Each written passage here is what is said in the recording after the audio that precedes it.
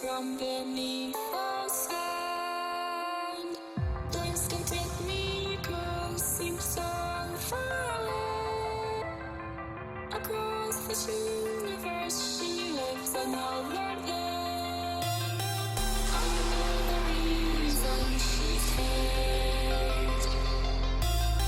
I know the reason she's so far away. I know the reason she stays. I know the reason she's so far away.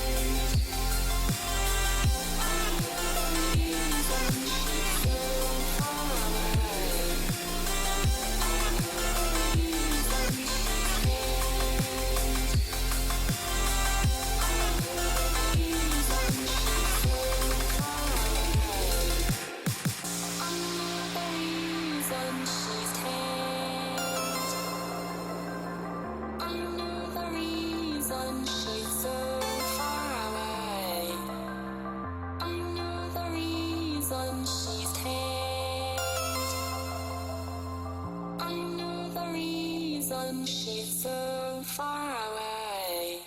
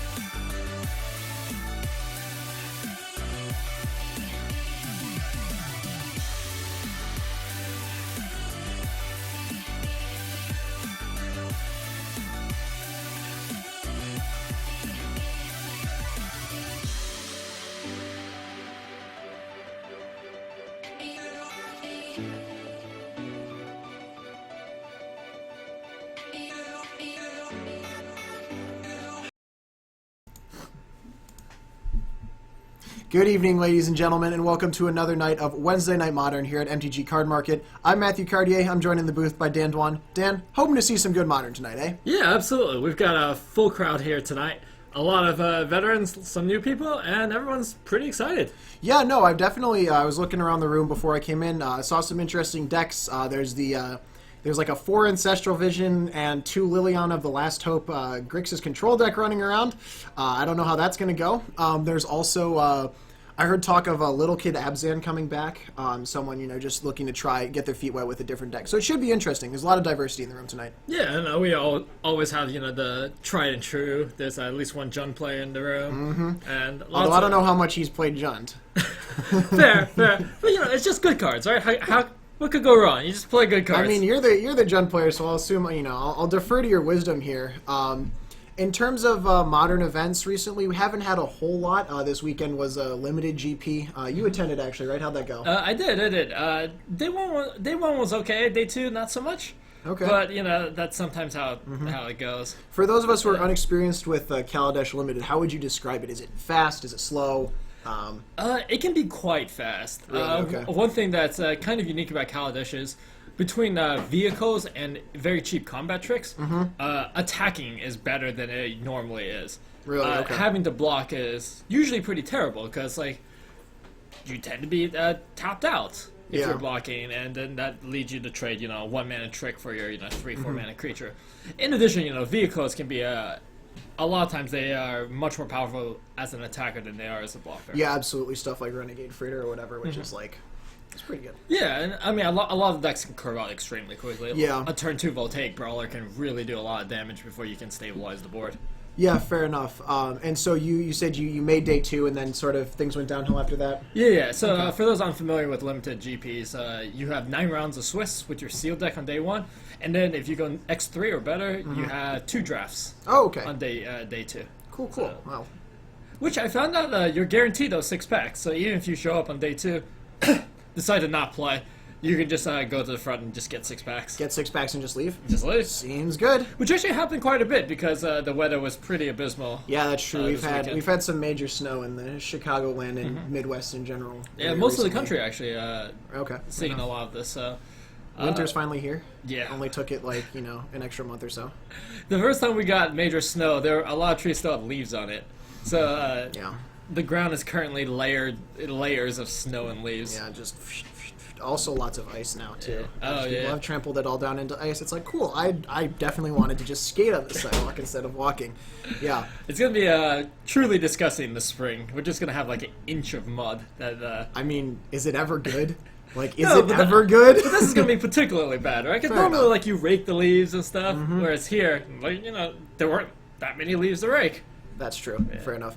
All right, so we're gonna throw it down to the play overlay. We should think they are getting they're making their pre-announcements. Yeah. And Dan is going to hop out of the booth just for a moment to get a match. And yes, generic-ish. Dan did indeed this weekend get comboed with Thopters. There was some weird stuff with an animation module and some other cards. I don't actually know how the combo worked, but there was an infinite combo unlimited. I think it involved a Saheeli Rai. Oh yeah, it was like Saheeli Rai, Whirler Virtuoso, and some other stuff. But regardless of what happened, Dan did get infinite comboed at a GP, which is a distinction that not many of us can boast, right? Like, I mean, sure, we've been comboed by Twin, but getting comboed in limited, that is, as they say, that is something. Yeah, so we should get a match coming shortly. Can't imagine that the pre-announcements will take too long. Seemed like a fairly big crowd in the room tonight, so if you have stuff that you want to see, let us know in the chat, and we can look at that for you. All right, and so Dan, who are we watching tonight? We are gonna watch Ken Ropiak and Ryan Bogner. All right, so and what are these guys playing? Ken is on Jund, and Ryan is on. Well, it's a deck that runs Heritage Druid, so I'm assuming it's Elves. Fair enough. All right, so yep, Ken Ropiak and Ryan Bogner, and it looks like that is Ryan on the left there. Yeah. Now Ryan, I believe I saw him sleeving up Elves as well. Right. And he's played it before on stream. Mm-hmm. Fairly well versed with the deck. Yeah, he's done pretty well at some GPs with it. Yeah, I believe he's on the mono green version and not the green black version. Okay.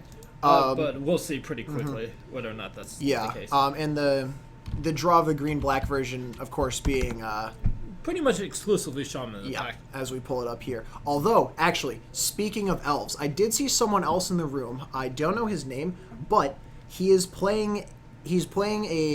Mm-hmm. He's playing a green black Elves, and he's playing Yixla Jailer. So for those of you who don't know, I mean, Yixla Jailer, there is Dredge in the room tonight. Nathan Mullen is going to be playing Dredge, so this card's pretty good against them. Yeah, when you have 4 Quarter Callings, 4 collected companies, just having a one of, you see it a lot more than you would in like normal decks. Mm-hmm. Absolutely. Yeah, so we'll get the overlay squared away as the players get ready to go. And you know basically everything about the Jund list, right? I believe Ken is either borrowing your list or built your list and then borrowed it. Yeah. Yeah, Ken is going to be on a pretty generic version of Jund. Okay. How do you feel about Jund versus Elves?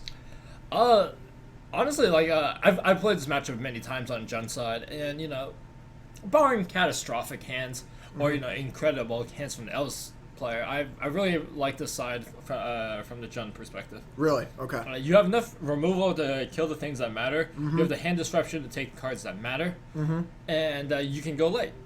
They're playing a lot of 1/1s. You're playing 4/5s, 5/6s. Sure. Do you think that if you draw a little bit removal light, though, you definitely are pretty vulnerable to the combo? If they can ever resolve one of their key threats like Azuri or Elvish Archer, and it doesn't immediately die, right? You can be in a bit of trouble for sure. Elvish Archdruid and Azuri enabling some pretty crazy shenanigans with all that mana. I don't know. I found against Elves sometimes that I almost sometimes don't want to bolt their turn 1 play because they always have more 1-drop mana Elves. And that's it's weird, but that's just sometimes what I think needs to happen. Yeah, and it's a little unusual, right? Because people always say bolt the bird. But, if you if they play turn 1 Elvish Mystic, it's very likely that their hand is redundant. You have redundant copies of it. Yeah, I mean, yeah, kill your Mystic only for them to play a turn 3 Archer. You don't have the Bolt. Looking at Ken's hand here, I see turn 1 Bolt and... Okay, so it looks like he's on a 1-lander. But he might have decided to keep... here comes a Llanowar Elves from Ryan. Okay, he did decide to keep it. Didn't draw a land, but that's alright. He's got a Bolt and a Kolaghan's Command, and it looks like he is going to Bolt that first Elf. Okay. We see an Azuri in Ryan's hand, so he won't be able to play that turn 2. Now we'll see if Ryan got greedy and kept a 1-lander off the back of that. That is something actually that I've seen Elves have trouble with before, is they keep a 1-lander and suddenly like... And this is the card that I much prefer to Bolt here. So he can... Did he miss his land Yeah, drop? drawing Okay. pretty much the opposite of a land. Drawing one of the most expensive cards in the deck, Kalidas. Yeah, so now Ryan, seeing him miss the land drop, just, crack in there with the Heritage Druid, and this is a lead the Stampede. Yeah, Ken's got to be thrilled about that attack because it means that Ryan doesn't have the shenanigans. Although my God, he did just draw 4. Draw 4 for 3 mana is a pretty good rate. Yeah, Ken will draw, and he does find a land. All right, he did find a land. Now he has a lot of options here. He can either play a Goyf, or he can hold up. I believe there's a Collective Brutality in the hand. I like Collective Brutality to kill just at the very least, to kill that first Heritage Druid. Right. The problem is, Ryan has a second Heritage Druid in hand. Yeah, that's true. But this way he has to, play all 3 Elves now to make more mana, rather than just play 2, make mana, have 1 up. Right. Yeah. Ultimately, it's really gonna constrain Ryan only on 1 mana. Yeah, that's fair. Ken gonna have to fetch Shock. Now, one thing... Yeah, missing that second land drop was really critical, because Ken effectively took last turn off.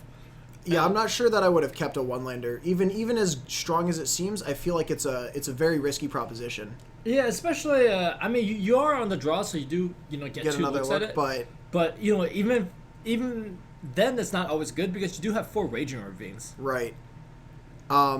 So yeah, Ken here, gonna lay down a Collective Brutality, and he's gonna discard Kalidas. How do you feel about discarding Kalidas? Kalidas is very good, but you're very far away from it. Okay, so he looks like he chose to look at the hand for Ryan and found nothing. Yeah, it looks like he's gonna completely miss. And, look at that hand. Like... I'm not sure how this hand ever loses. Yeah, there's a Duan in the lead. lead. It's triple Azuri, okay. Yeah, there's a Duan in the lead, so you can make 3 mana here. You can play... Play an Azuri. You can play an Azuri. And then just pass. Like, this seems perfectly fine. Yeah. I think that one of the problems here, right, is so if Ken had hit that second land drop and played a Goyf, now he would be using his removal backed up by a clock. But as it is right now, he's using his removal and he doesn't have anything else going for him on board. So, like, right now, I feel like Abrupt Decay the Azuri is absolutely what you have to do. But, like, there's just 2 more Azuris, right? So, like, right, how do you navigate this? You can't Abrupt Decay the Azuri just because, that just unlocks Ryan's hands even more. Play the Goyf, maybe? Yeah, at this point, like, you're just going to be taking a lot of damage, and Goyf is your only route to victory. Yeah, absolutely. You're clearly looking to draw a 3rd land, right? That's the first part. Okay, here we go. Okay, so the Azuri gets decayed. Yeah, I'm really not a fan of this play, because Ryan now will just hit you for 4, and then just play another Azuri. Yeah. At worst. Right. At worst, this is what happens. Yeah, and obviously the Slaughter Pact in Ken's hand, pretty bad on 2 lands. Yeah, the Slaughter Pact, much better with a Kalidas. Actually, it's kind of insane with a Kalidas, right? Yeah, Kalidas immediately make a zombie pretty good, but... Yeah, the problem is, if you spend your entire turn just, removing, one of several redundant pieces, you're just going to fall, further and further behind. There is a main deck Anger of the Gods, which, you can draw to. Whew, baby. That's some stuff. But, you don't even have the 3rd land for that, or the Anger in hand. Yeah, that's fair. Here's the next Azuri off of the Heritage Druid mana. And 2 mana, gonna be another Heritage Druid and another Llanowar Elf. So, wow. I think... Okay, so that's the 3rd land. Okay. At this point, though... So the problem here is Ryan's very close to... actually, not even very close. He is at hard cast Craterhoof next turn. Yeah, but how... I guess it doesn't matter. Like, how many creatures will be able to attack if he casts Craterhoof? 4. Craterhoof and 3 creatures. Craterhoof costs 7 or 8? Because if it costs 8, he's on 7. Yeah, he oh, costs so 8. Okay. But if Ryan... Okay, so that's fine. He has a Llanowar Elf, though, so he can attack with 3 creatures, the Crater Hoof and 2 others. And they're both, they both get huge. +7. So right. so that is lethal. Ken gonna go to 15 here to find the, to get the land. Colligan's command gonna come down here. Colligan's command, so the problem is he still has mana, Ryan still has mana up, yeah. So you can't even K-command a Heritage Druid, which is what you really need to do. Right, yeah, because he can float the mana and regenerate it with Azuri. Right. Yeah. So what did Ken kill with? What did I think he might have targeted the... I think he targeted the Heritage Druid. Oh, and then Ryan just responded. Oh.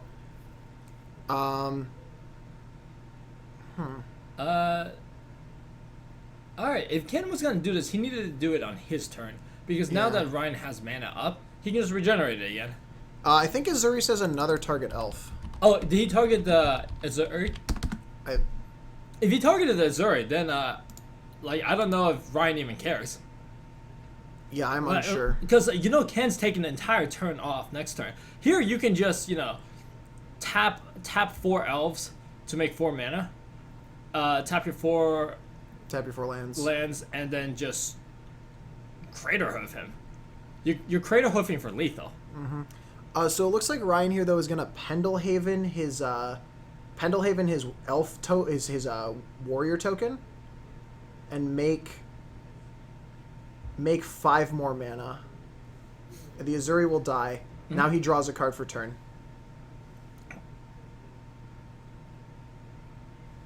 So this is 9 from the pump, and then 4 base +1. Oh, so he pumped. Okay, so how many? 9 from the pump. 4 base +1. So Ken goes to 3. Yeah. Okay. And then forgot to pay for Slaughter Pact. Yeah, and he's gonna scoop too. Yeah. Well, I mean, even if he did save he's very dead. Yeah. So I would have preferred the line from Ryan of just hard casting the Crater Hoof. Yeah, because you do have 7 or 8 creatures on board at that point, and then you just attack for 25. You still get 1 creature left back that you can attack with, because you have 6 creatures on the board. 1's gonna die. Mm-hmm. You can tap 3 plus Llanowar Elf plus your 4 lands. So that leaves you with 1 and the Crater Hoof. For sure. Which both get +6/+6. Yeah, and as we look at the sideboard here, we see Ken bringing in Anger, Damnation, and Knight of Souls Betrayal. Mm-hmm. Knight of Souls Betrayal, good card. One of Dan's favorites for those of us who listen, who watch the stream regularly. Yeah, very good card. Will kill a good percentage of Ryan's deck. The only thing it doesn't kill is Azuri and the big half of Duan's Elite. Yeah, Arbage Archdruid also lives. Okay. It doesn't kill everything, but it does significantly help. The problem is, it's a 4-drop. It's a 4-drop. If you play it on turn 4, usually it'll be good. Mm-hmm. And you are on the play, but sometimes it's just a little too little, too late. Absolutely, and that's that's one of the things, right? If you open on Anger double red source in your hand, it's so strong. If they have an Azuri, obviously you have to deal with that before you can do anything else. But it is very without a massive lead to Stampede Ryan hit, it's very difficult for Elves to come back from that. Right now that you can board into some sweepers and cards that are actually quite good here. I would not cut Maelstrom Pulse though. I'm not feeling that. I mean, part of the thing is you're boarding in removal, sure. So you can take out some of the less efficient removal. I don't hate boarding on Maelstrom Pulse because you're almost always going to go negative. That's fair. Yeah, I guess and it's unlikely you're going to hit too many multiples. That's true. Yeah, I guess it's good in the dream scenario of you kill 2 Heritage Druids or something, but if they have 2 Heritage Druids and you're just Maelstrom Pulsing them, then how are you not dead? Mm-hmm. Yeah. Exactly. Yeah. Yeah, so players are going to shuffle up for game 2. A little bit of unfortunate luck for Kent there. I mean, lucky insofar as he didn't mulligan that hand and then he didn't have a land in the top 2 cards. So, maybe if he mulls, the game goes a little bit differently. But, Ryan really just executing his game plan. Right. I think if Ken hit the second land drop, he would have been in reasonable shape. And, could have potentially turned that game around. There's a possibility that, if he just went, runner lands, you can just cast a Kalidas with Slaughter Pack backup, and then all of a sudden we're playing. I also really like I was saying, like if his second turn he plays a fetch land and then plays a Tarmogoyf, right? Because then it puts Ryan under pressure.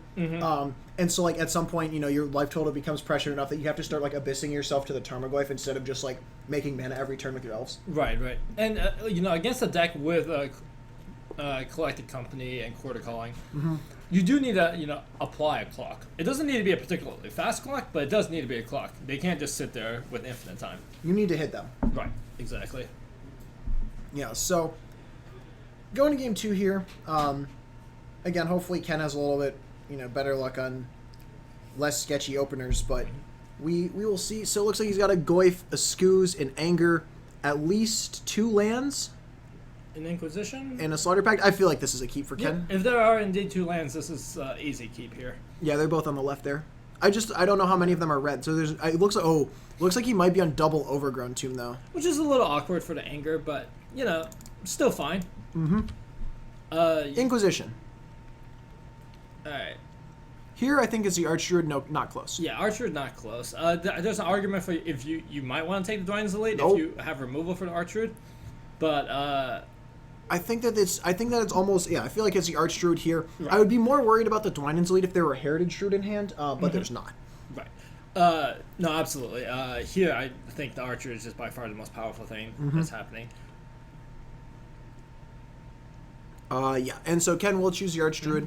And see, this is one of the problems with the Elves hand. Like, unless you draw into some action, what does this hand do? This hand does nothing, right? Like Elvish Mystic and pass. So Ken here looks like he did draw a land, which is good. Yeah. So it's interesting what Ken decides to do here. Oh, he does have double red. Oh, okay. He does have this hand is great. So there are no mountains in his hand. I'd fetch for Stomping Ground here. Yeah. Fetching for Stomping Ground will give you access to potentially casting Anger on that following turn. And also gives you another green source for scoozing. So one of the problems though is that there is no creature you can play that will survive the Anger. Currently, the Goyf won't live. Oh, excuse me. There's an Elvish Archer. There's an Archer. Yeah. So then Goyf is the easy play here. And then you get into the interesting scenario of how much do you want Ryan to play into this Anger? I feel like if you're Ryan, you sort of just have to run stuff out there. Well, I mean, Ryan's turn presumably is going to be play a line where Elf and Duan is the lead. Yeah, absolutely. Which, are you happy with the 3-for-1, or do you want to go for more? I think if you go for the 3-for-1, one big thing it does is it really shuts off a lot of the mana. Yeah. So it makes Collected Companies in a you can't cast Collected Company. Yeah. Draw. Yeah. So if Ryan goes for what would be the obvious play. Oh please. I'd be happy to see it happen. Yeah. So this is there's Dwynen's Elite. Okay. Make a guy. And play one of the land rounds. Oh boy. Oop. Oh god! No. Oh god! Stand back, ladies and gentlemen. It's about to be. This is going to be the casual.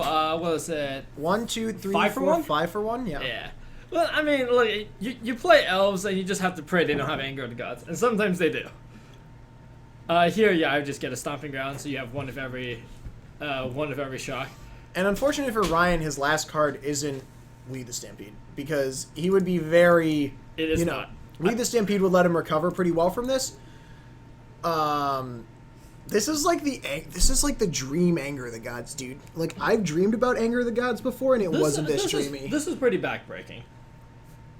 And Ryan just has to go swoop, and that is an attack for 3. Right. So I'm not sure what Ryan has to draw, because he only has 2 lands as well. So it's not like he's going to chain Cocos. Oh no, this is not good. So now this turn is like Inquisition. You play Skooz, right? Oh. Well, no, and the Lead the Stampede is going to get hit. Wow. Okay. So this is in terms of over. How over is this game? This game is pretty over. I'm surprised Ken didn't play the Scavenging Ooze. Yeah, Nettle Sentinel going to come down. But he has the bolt for it anyways. Yeah. I would bolt this just to make the Goyf a little bit bigger. Or is he going to bolt face? I think he bolted face. Okay, I don't hate that play either.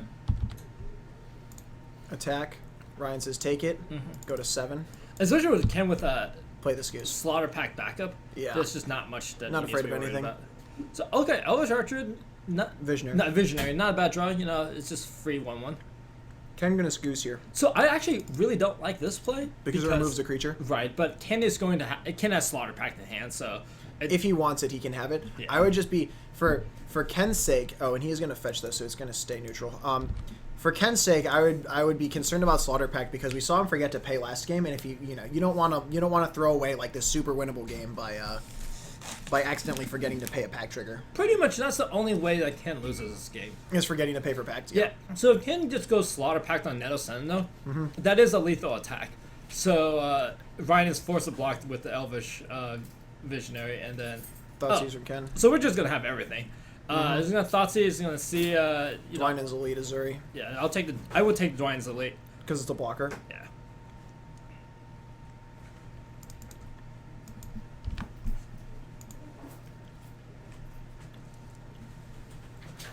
Ken choosing not to fire off the Slaughter Pact, which means that Ryan doesn't lose his entire board. Yeah. And this is why. He is gonna eat though. He's gonna take Ryan to 3. Okay. So Ryan does get to chump for a turn with this. So what I think the Ken Dwynen's is Elite. trying to do is make Ryan play the Dwynen's Elite. Yeah. And then in response, Slaughter Pact. If he Slaughter Pacts in response, Ryan does not get the extra elf. Right. token. Agreed. Yeah. That is an interesting line. He draws a Terminate though. Okay. Again, these are both lethal attackers. You can just turn them sideways and maybe induce a double block, and if you double block, or you can just fire off both removal spells, and then that's just lethal on board. If you just use a Slaughter Pact on either creature, Dude, he's afraid of the Slaughter Pact. he doesn't have to pay for it. And Ryan's gonna scoop it up. This game's gonna go to 1-1. Wow. If we had a little counter that said blowouts on it, we would have another tally to add to that column. That's it. That was an insane Anger of the Gods. I think that's definitely one of the more brutal things we've seen on the stream. Yeah, I mean, we've got so we've seen some interesting chord plays, but we've also now seen this crazy Anger. And so this game was kind of representative of what I was talking about earlier. There's a lot of draws from the Elves deck that are pretty anemic. Yeah. And the Jund deck is able to board into sweepers. Yeah. And to some extent the Elves player can play around it, but when you have a hand like that, you can't really hold back gas. Agreed. And the thing is right, that Inquisition was so backbreaking because it took the Archdruid, and without the and here's the thing though, right? Is like the Archdruid by itself doesn't do anything. The Archer, you need Archdruid plus like Coco, or Archdruid plus Azuri, or Archdruid plus Craterhoof. You need something that like okay, you can make not infinite mana, but like an unreasonable amount of mana. What do you do with it, right? Like right. You need Archdruid plus stuff. You need both halves of the puzzle. You need to be able to make an unreasonable amount of mana. You need to be able to do something with it. And the deck is not short of having things to do with it with a lot of mana. Yeah. Request in the chat for a brutal blowouts counter. We can have a little thing up in the upper right that just says brutal blowouts since and then date when we started it. Ryan plays mono green Elves, guys, so there's actually no chance that there's Burnt and Force. I mean, we did see a we do see Razor Bridge, right? Yeah. No, there totally could be white cards in this.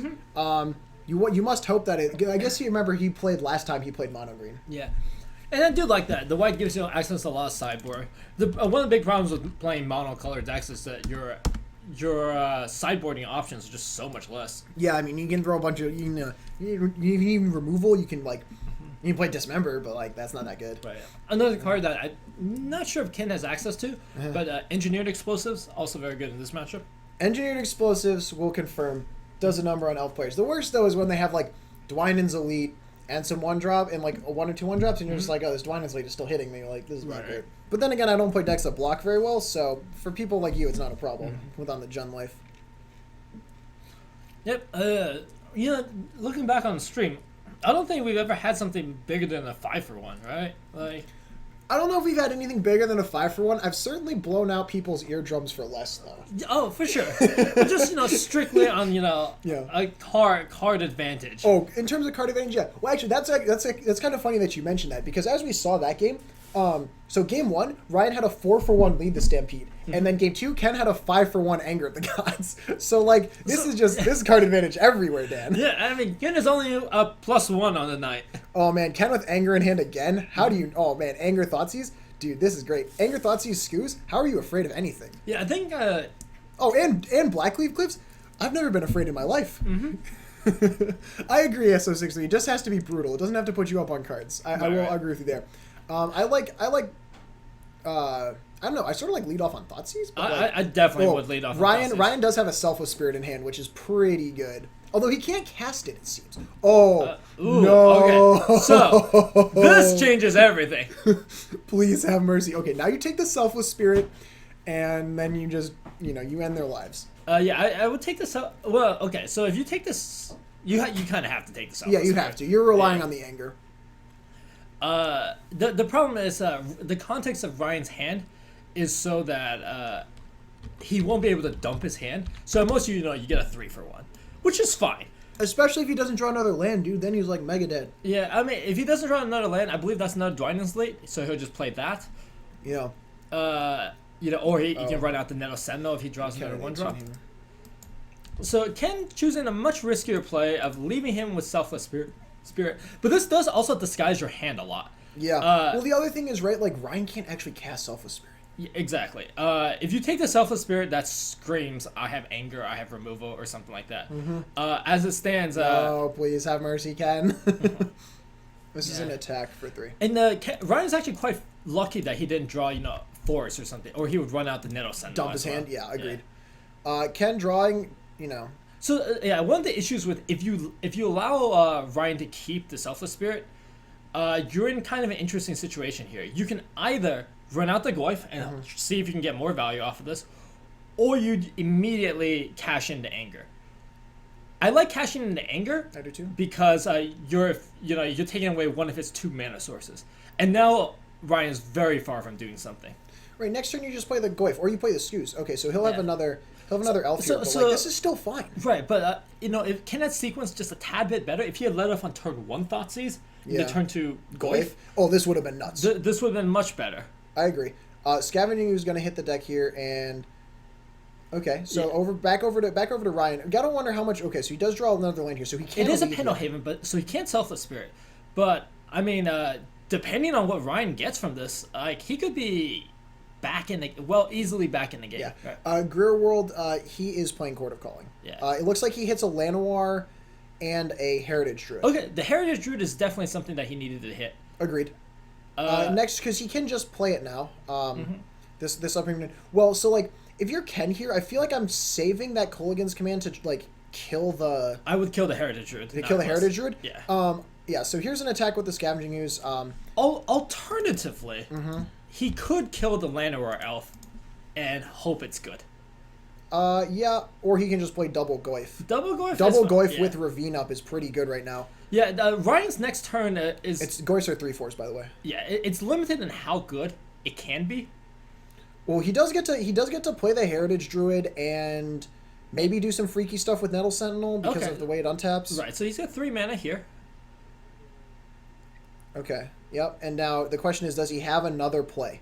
He won't be able to have another play, right? If he has, he has 2 mana. He has 2 mana. If he has, he has. If he has another, if he has something else, he can make more mana. Yes. But I just don't know what he has. So this is part of the reason why I would have preferred seeing the only playing 1 Goyf and leaving up K command, because the Heritage Druid really enables a lot of plays like this. Whoa, he has a second Heritage Druid into an Azuri. Okay, so this is a naked Azuri.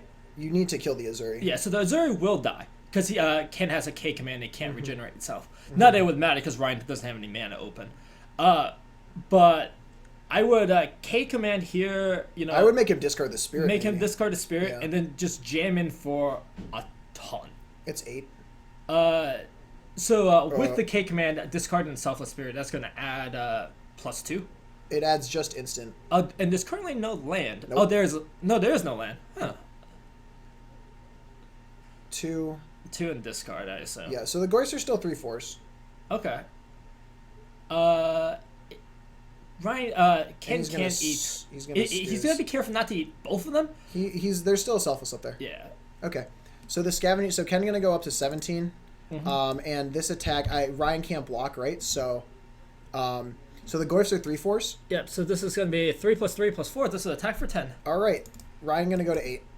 Casual 10 point attack. Yeah. So Ryan has access to 6 mana. No. Yes.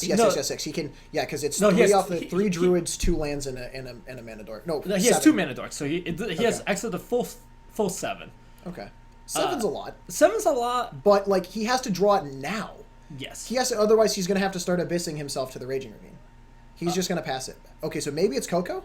Coco would be very good. Chord, not quite as good, but let's see what is. Ken gonna fire off an Inquisition here, so we'll find out. Oh, it's a Coco. It is a Coco. All right. Okay. That's not the worst. That is not the worst. This makes attacks a little more interesting. I feel like you're just YOLOing these attacks, right? Like, how are they going to be bigger?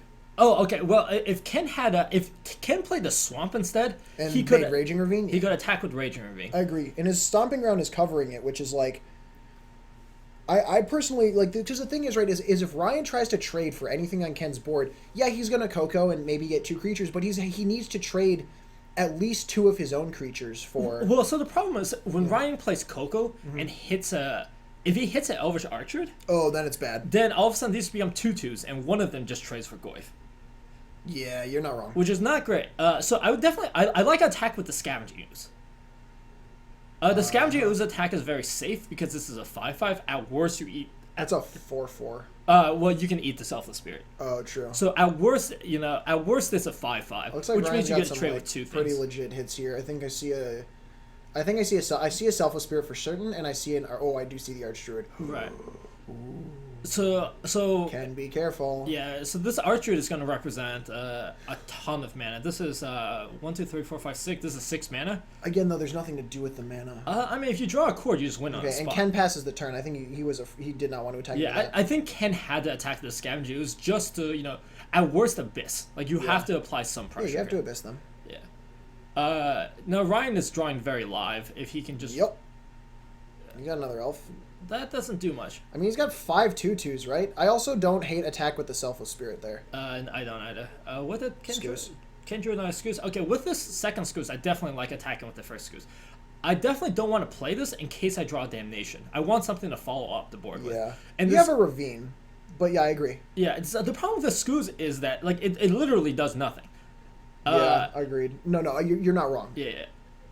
He draws another land. Okay, this land is actually quite good, though. Yeah, because he can crack the fetch land, put a land in the yard for Goyf, and now you have to block with 3 of your creatures, or like Nettle Sentinel +1. Like that's super good. Yeah, I like doing it then, and I think Ken realizes that Visionary Draw. Yeah, all of Ryan's draws seem insane now. Yeah, and this is the problem. It's just like Ken is giving Ryan too much time. Right. Like it's not getting better. Eventually, Ryan's just gonna flood this board, and all of a sudden your attacks won't. And the thing is, right, is that.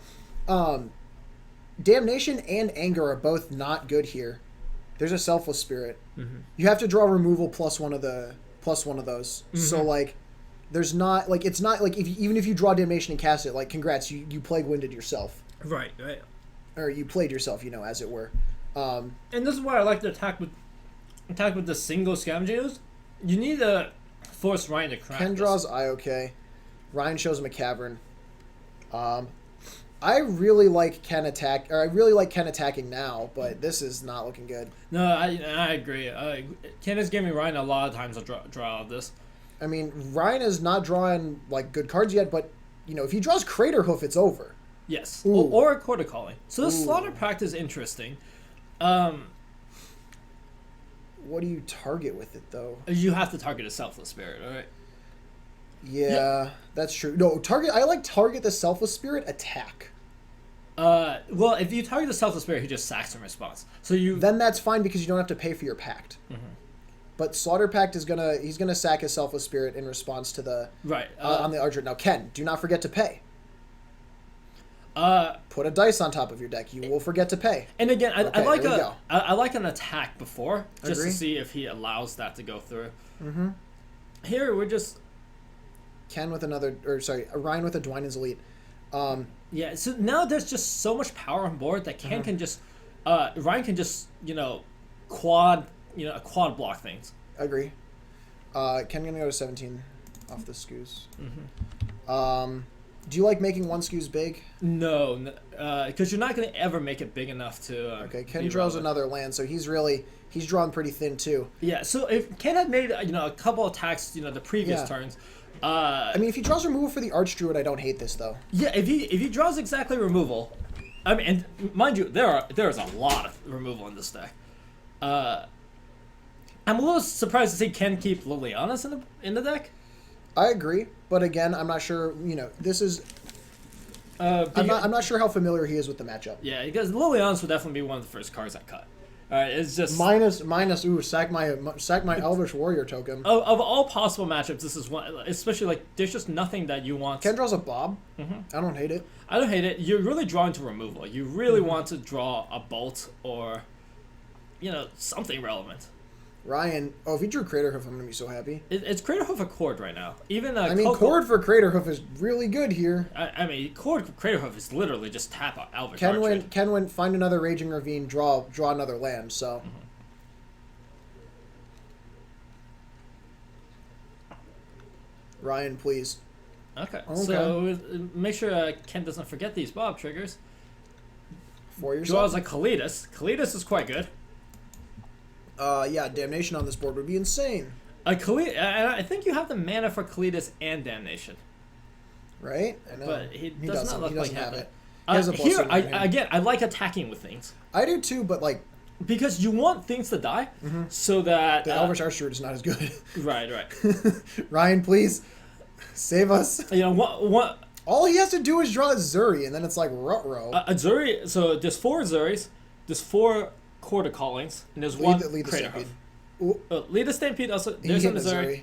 So I think the game is just over here. If it's not over, I'd be surprised. That single Elvish Archdruid can pump twice. Yeah. No. It's a lot. Yeah. I agree. So unless Ken... sandbagged remoble for now. It's too late now. Yeah, now you just float the mana. Yeah, I agreed. So, yeah, unfortunately, this game has come to a close. I think Ken was so far ahead that if he just attacked every turn... Yeah, and just start abyssing them. He could, It's really not even Abyss, it's double Abyss. Right.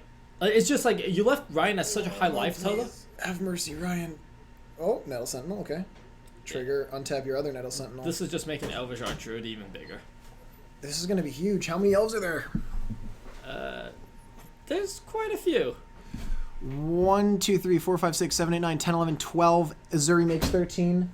Overrun costs 10. You can tap 2 more lanes. You can triple pump. Yeah. Does that win you the game? That was definitely win you the game. All right. Make a bunch of mana. Oh, cast this to untap the Nettle Sentinels. This is good. This, honestly, Storm Count 4. And that's going to do it. Ken Ropiak going to extend the hand. Ryan Bogner on Elves. Going to get it. 2-1 over Jund. Yeah. So Dan is going to hop out of the booth for just a moment. When he comes back, we'll have additional analysis and reactions to this game. And yeah, so just a huge board for Ryan. Obviously, with that Kalidas there, if Ken had drawn a Damnation, goodbye. Make, 13, 14 zombies. But in this case, he's unable to find it, even with a Bob. And, yep. Ooh, wow, so much mana. Yeah. All right. Ken going to take the dice off. I think he realizes that he has been fatally seen. Oh, no, he had the removal on top. He had all the removal on top. No. All right. That is unfortunate for Ken. So now Dan is going to go out there, attempt to be a superhero and find us a match that's in game 3. If not, we'll come back. We'll chat. Got some stuff to talk about. Some things that Wizards has been doing lately. Maybe a little bit about Modern in general. I don't know. Talking about Modern in general gets stale after a while, though, because nothing is going to change until January. And it doesn't seem like right now there's anything that's so bad that it has to change. Although I would appreciate opinions on that from the chat if they exist. Are there really things in Modern? Things might not be great. Like people there's so much linear aggro, and we want the format to be more diverse and have different play styles be available. But it's possible that like things might not be great in Modern right now, but they also might not be so bad that we're going to see something get banned. That being said, though, Dan hopped back into the booth just now, and he told me that we have another match. Who's playing, Dan? We have Matthew Stafford playing against Joseph and Natali. All right. And do we know what Joe is playing? Joe is playing Geist. Like Just Guy Geist? Not sure. Geist. He said Geist. Geist? Okay, I'm going to assume it's Just Guy Geist. Unless it's Esper Geist. And Matt Stafford is playing Abzan. Yes. Oh, yes. He's the guy playing Little Kid. All right, so Matthew Stafford is not the Lions quarterback, which is a joke I think we make at least twice every week, or at least I do. Yeah, it's got to be a little... I can only imagine what it's like for him, right? Oh, yeah. I mean, especially with in somewhat unrelated football talk, the Lions having, like, a pretty good year this year. Mm-hmm. Is this Game 3, by the way? This is Game 3. All right. Yeah. I can only imagine if your name was, like, Taylor Swift. Just, incidentally. Right, yeah. If your name is incidentally Matthew Stafford, like, we live close enough to Michigan. There's a lot of Lions fans everywhere. You just, like, jokes for days, all right? Right. Yeah, so we got Matthew Stafford on Little Kid Abzan, Joseph Natali on some number of Geist. I mean, I'm assuming... It could just be Blue-White Geist. What does Blue-White Geist even do, though? How do you burn people with Blue-White Geist? It could be just, the Bant Spirits list. Yeah. There's a lot of options. Geist seeing a bit of a resurgence. When it was, definitely relegated to, like, Tier -4, not -4, tier, like, 8 status. Well, I mean, it wasn't that it was ever truly bad. It's just, when people play more decks with creatures... all of a sudden attacking with Geist is just not exciting. I'm not interested in playing 3-mana 4-point burn spells. Yes. Okay, so Matthew is going to start it off with a fetch land. Looks like he's got double fetch, some accelerants, Voice of Resurgence, Loxodon Smiter. Oh, and a sword. He has a sword. Which sword is that?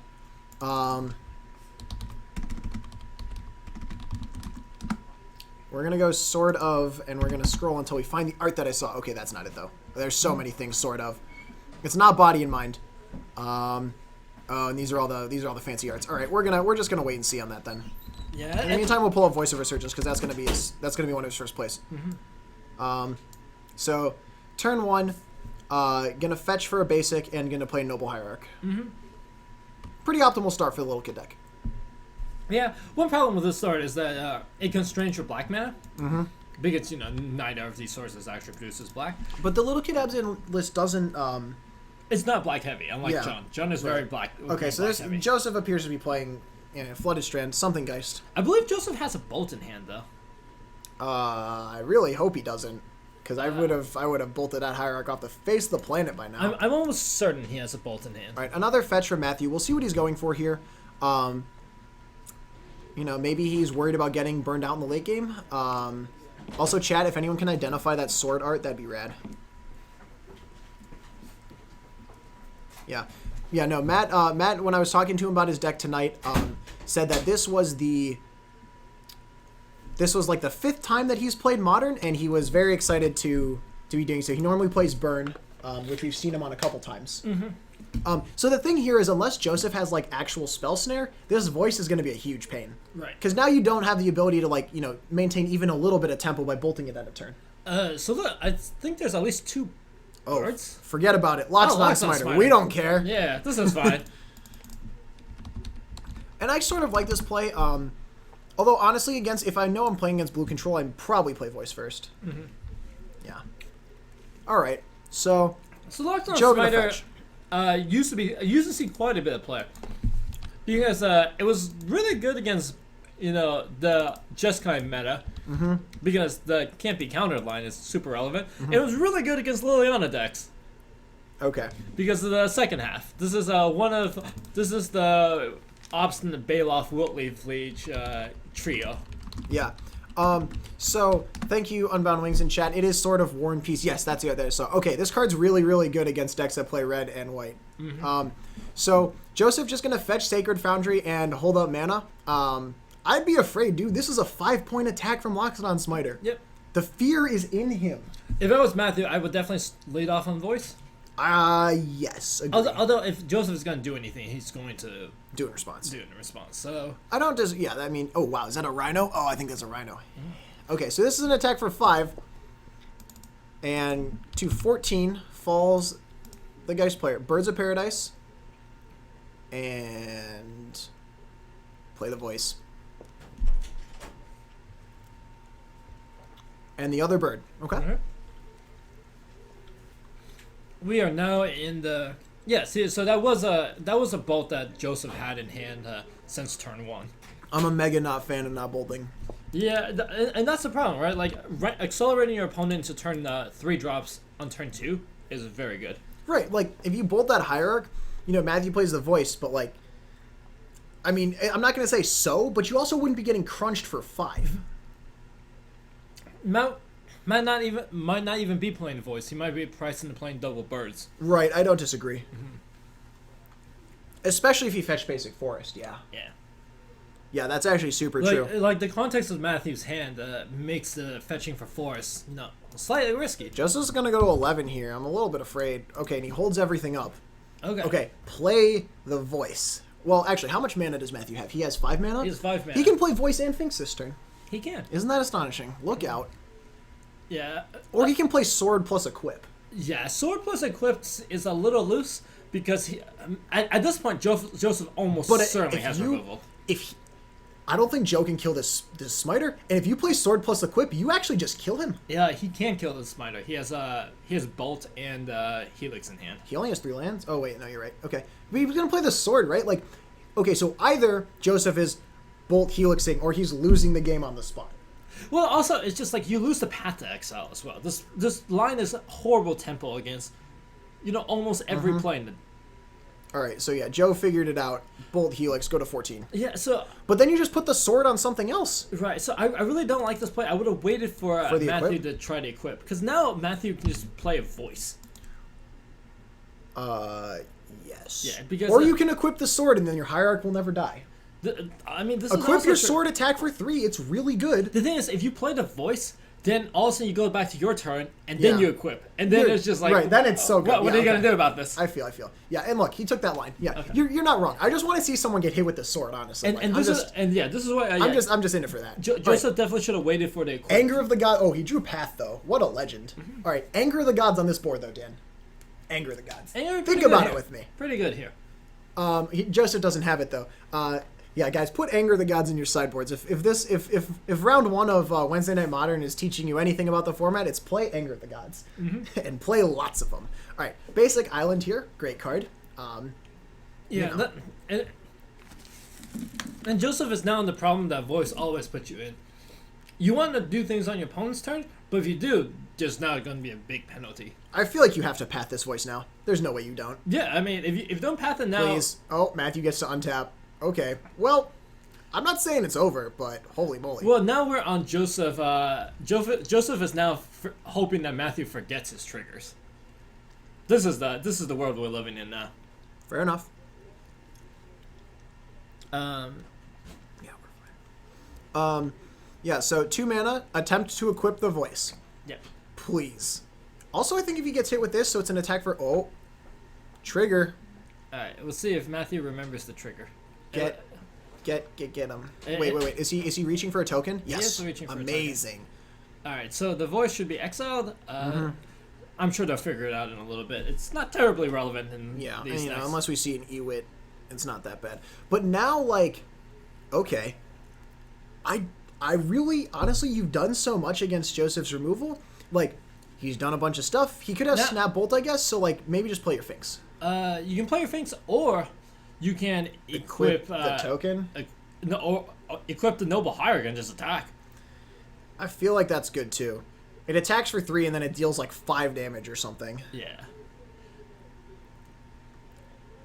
Matthew's really thinking about this one. He's in a really good spot though. Yeah, this is an excellent spot to be in. I'm really confused as to why Joseph didn't path the voice on his turn. I am too. And now we get to see it. Yeah. Okay, so Geist decks literally can't kill this. No, you can double block with a Snapcaster. That's about it. All right, Dan. You can double block with the Snapcaster. That's just about the only way you can do this. If Joseph has a Snapcaster in hand, this is gonna be quite good. Okay, he gets a bolt. He gets a bolt the Hierarch in response. Yeah. Okay, so in response to the equip, Joseph gets a bolt the Hierarch. This is fine. I mean, Matthew is out of mana for the turn, so this is maybe where it turns around just a little bit. But like, that sword is like, you need a wear tear at this point, honestly. Like if you get hit with the sword once, you're taking guaranteed like 6 damage from just the sword. Like it's a +2/+2 plus like the 5 cards in your hand, just like whammo. Yeah. So the problem with this sword is that it really doesn't end the game when you get hit with it. Right? It's a lot of damage. But yeah, I mean, the most important part of the sword is the pro red and pro white. Right, absolutely. Whereas a lot of the other, so this is trying to induce a block, which Matthew's not having going to none go of this. for. Yeah. he's seen through you. All right, untap draw for Matthew. I mean, you can just jam a Rhino. I like equipping here. Equip the token. Yeah, equip the token, and then still jam Rhino. Yeah, and then still jam Rhino. The equip the token though means that. You want to draw out any removal, or like tap him if Joseph has a Snapcaster, tap him down. You want to make him. You want to make him use his stuff so that he can't do it again and tempo you out with the sword. Exactly. Okay, fair enough. So if you want to play around Bolt, you can play the Finks first, agree. And then make the token unboltable. I agree. And it looks like Matthew might be thinking about something like that. Alternatively, oh, there's double Finks. There's no Rhino. Okay. So. Okay. There's double Finks. Oh wait, I lied. There is a Rhino. It's double Finks and Rhino. Ooh, okay. Spice.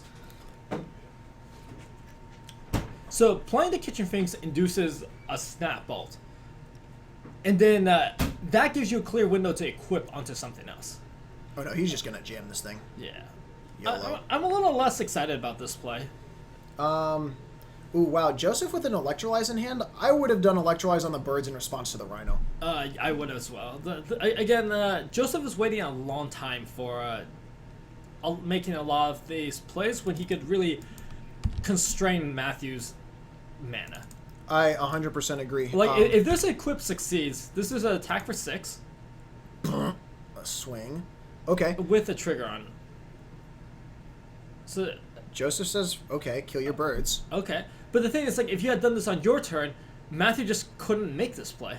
The damage is already done, yeah. The damage is done. He got to do 6 mana worth of stuff. Yeah, sure. This is an attack for 4. An attack for 4 that does 3 more damage, right? I believe so, and then Matthew gains 1. Okay. Matthew comfortably back at 18 now. Yeah, of the swords, this one is the attack trigger is one of the least exciting. I mean, yeah, dude, but like, it's gonna kill him next turn unless he finds something. But think of like sort of Fire and Ice or Body and Mind. These are exciting. I mean, sort of Body and Mind. It's just and that's the blue-green that mills. Oh, is that the mill one? Oh, I might be thinking of something else. Whoop. Oh, it is mill. I mean, this is, it's like more importantly, you get a 2/2. Supreme Verdict here from Joe. Supreme Verdict, quite He good. Actually 100% can't cast Supreme Verdict. Yeah, doesn't have double white. Matthew gesturing emphatically with the 2. Right, and that's going to do it. Joseph Natali going to extend the hand to Matthew Stafford. Little Kid Abzan taking down Jeskai Geist. Pretty interesting game. I feel like Joseph, by waiting to use his removal for so long, really cost himself a lot of tempo. Yes. Incredible. Like, because the thing is, right on that last turn that we saw. I mean, if Joseph had like bolted the turn 1 noble, if he had fired off the Electrolyze on the 2 birds, literally whenever. If he had pathed on his turn, he would be so much further ahead than he was in this position. Matthew would, I'm not sure he's winning through double Finks Rhino, but like, it's close. But I mean, like, Joseph had the Snapcaster, so he could have, pathed the voice, pathed a Finks, and then there's a lot of options on what Joseph could have done. Agree. And while Matthew did have a reasonable number of threats, these threats would be coming down 2-3 turns later. You're not. Yeah, I completely agree with you. So, yeah, I don't know. I mean, it's been some interesting. There have been some interesting lines taken. Mm-hmm. But yeah, we're taking a look at Matthew's sideboard here, and it looks like he's got Johnny, Mentor of Heroes and 2 sort of Fire of War and Peace. Yeah. A Johnny Mentor of Heroes is pretty good. It draws you. I mean, it's not. I'm not sure this is the matchup you bring it in against because, like, if this gets mana leaked, you're in real trouble. But yeah, I don't know. I do not know. This is not a matchup with which I am overly familiar. The little kid Abzan upswing was really before I got into Modern. Right. I mean, I just thinking of the nature of like the decks. Yeah. Johnny seems like a card you were bringing against the grindier, more mid-rangey decks. Sure. Whereas the guys, they're packing a full suite of removal. They've got Bolt and Path. Matthew with a Chalice in the board. The Chalice seems a little loose. That's a spicy meatball right there. I don't know what you're setting the Chalice on because you have CMCs everywhere across the entire spectrum. I mean, I guess the play is right. Like you play your Accelerate. Dude, this is come on, man. It's just like they do it in Vintage, right? Where you play your Mox and then you play the Chalice on 0 on turn 1, so they can't play their Mox. It's the same thing. You play your Bird and then maybe they get to play their Bird, but then they don't cast 1 mana spells for the rest of the game. But your deck has, I mean. Matthew had Birds and Nobles and presumably Paths as well. He took the Paths out, dude. It's fine. No, I agree with you, though, that, like, the Chalices, I'm not sure what I would set them on either. Okay, maybe you bring them in against Affinity and put them on 0, but then, like, why not just play Stony, right? Like, oh, wait, no, it's because Stony turns off your sword, and that's super good against Affinity. The sword's actually actively bad against Affinity. No, I'm just messing with you, Dan. But yeah, no, there's the Chalices. The Chalices are a really interesting pick, and I'd be curious to talk to Matthew as to why they're in the board. Yeah. Honestly, I might ask him. Yeah, I would be interested to see why those are in the board as well. So we. But that looks like round 1 is just wrapping up here. We should get round 2 shortly. Yeah. We can double check on what the timer is for round 2. But we're approaching the end of the round. Yeah. In the meantime, though, if chat has anything that they would like us to discuss or would like to see for the following rounds, please let us know. Yeah, there, especially right after the first round, there's there's going to be a lot of people who are still 1-0 that we could definitely put on there. Lots of good stuff. So one thing that I do want to talk about, or at least get your opinion on, is so today. There was a post on Twitter by Sam Stoddard, who's the head of Wizards R&D, and he asked basically, what is, on a scale of 1 to 10, what do you think of the current standard environment now that it is about over, 10 being the best? And I will throw this link into the chat here, and then we will. And there are other topics here too, so we will definitely get to these. The ultimatum cycle and the ranking of the swords. We should definitely do those. Those are both quite interesting topics. Yeah, we will definitely get to those. If we don't, please remind us. Yeah. Jez Denham, there is Grixis control in the house. We can put Sam Schultz on probably. Sure, we can see. We'll see if he's willing to go on, because I know a couple times in the past he's been. Greg Pino is also on the list that he was. Oh, spooky! All right. Okay. So yeah. Anyway, so Sam Stoddard is like, what's standard like? And people really people got after it. People laid into him pretty hard, and not just just random Twitter people, but a lot of notables, a lot of big names. Kibler, Patrick Sullivan. These are not just your random players. Yeah. A lot of big name players. Sam Black, Todd Anderson, people from both sort of the Pro Tour circuit and the SCG grinders were both. And so, I mean, what are your thoughts? Like, if you had to 1 to 10 standard, Dan, where'd you put it? Because I don't play standards, so I'm interested to hear your thoughts. You're the grinder here. I mean, I'd put it below 5. Below 5. Okay. Certainly, I mean, some of these, like, for example, Todd Anderson was what's less than 1 but higher than 0. Okay. Perhaps a little brutal. I can definitely harken back to standard periods where I disliked them more. I really wasn't a fan of the mono blue, mono black.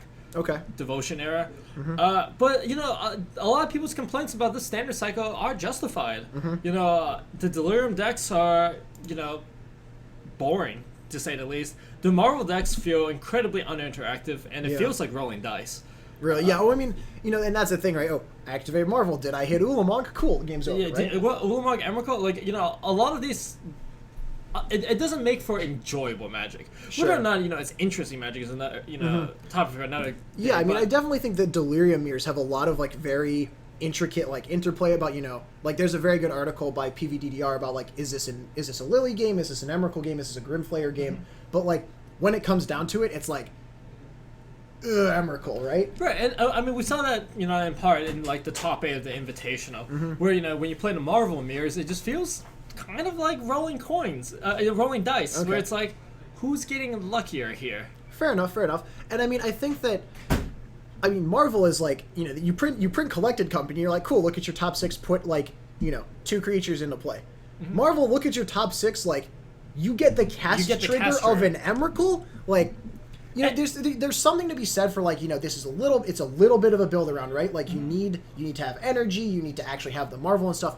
But the cost is very low, and it's not a collected company where a lot of times it was a one-shot deal. Marvel, if you miss on Marvel, you just Marvel again next turn. Right. Sometimes you play your second Marvel and Marvel again that turn. Right. So this harkens into a lot of issues that people have just with the game in general. Mm-hmm. With the changes to the standard rotation, this means that a lot of these issues are not going to be gone with Aether Revolt, right? Unless Aether Revolt significantly, changes the meta. These problems are going to still remain. Aetherworks Marvel is not going to go away. Unless there's, there's a card that says, people can't gain energy. Or something, incredibly hateful. Right, and, that's not something Wizards really doesn't print super hateful cards like that anymore. We saw, we can't even get a Naturalize, right? Naturalize would be insane in this format, right? You get to answer Copter at parity, you get to answer Marvel up tempo, but, and on some level, okay, you want people to be able to play with Marvel. Do not print Smash to Smithereens or Naturalize, right? Fragmentize is the best that people have, and that's sorcery? Yeah. But, so we mentioned one problem deck, but, on the other hand, the other decks that are popular in the format are also, they have their own issues, right? The blue-white deck, you have Spellcaller and Gideon. Both, 2 cards that are incredibly powerful, but also make for not very fun Magic. Gideon is incredibly powerful, and it will be around for at least another year. We just got a call for that. The next round will be coming here. See if you can get Sam Schultz. Yeah. All right, so I'm going to kick it down to the play overlay. We'll definitely continue this discussion, but we also 100% are going to talk about the.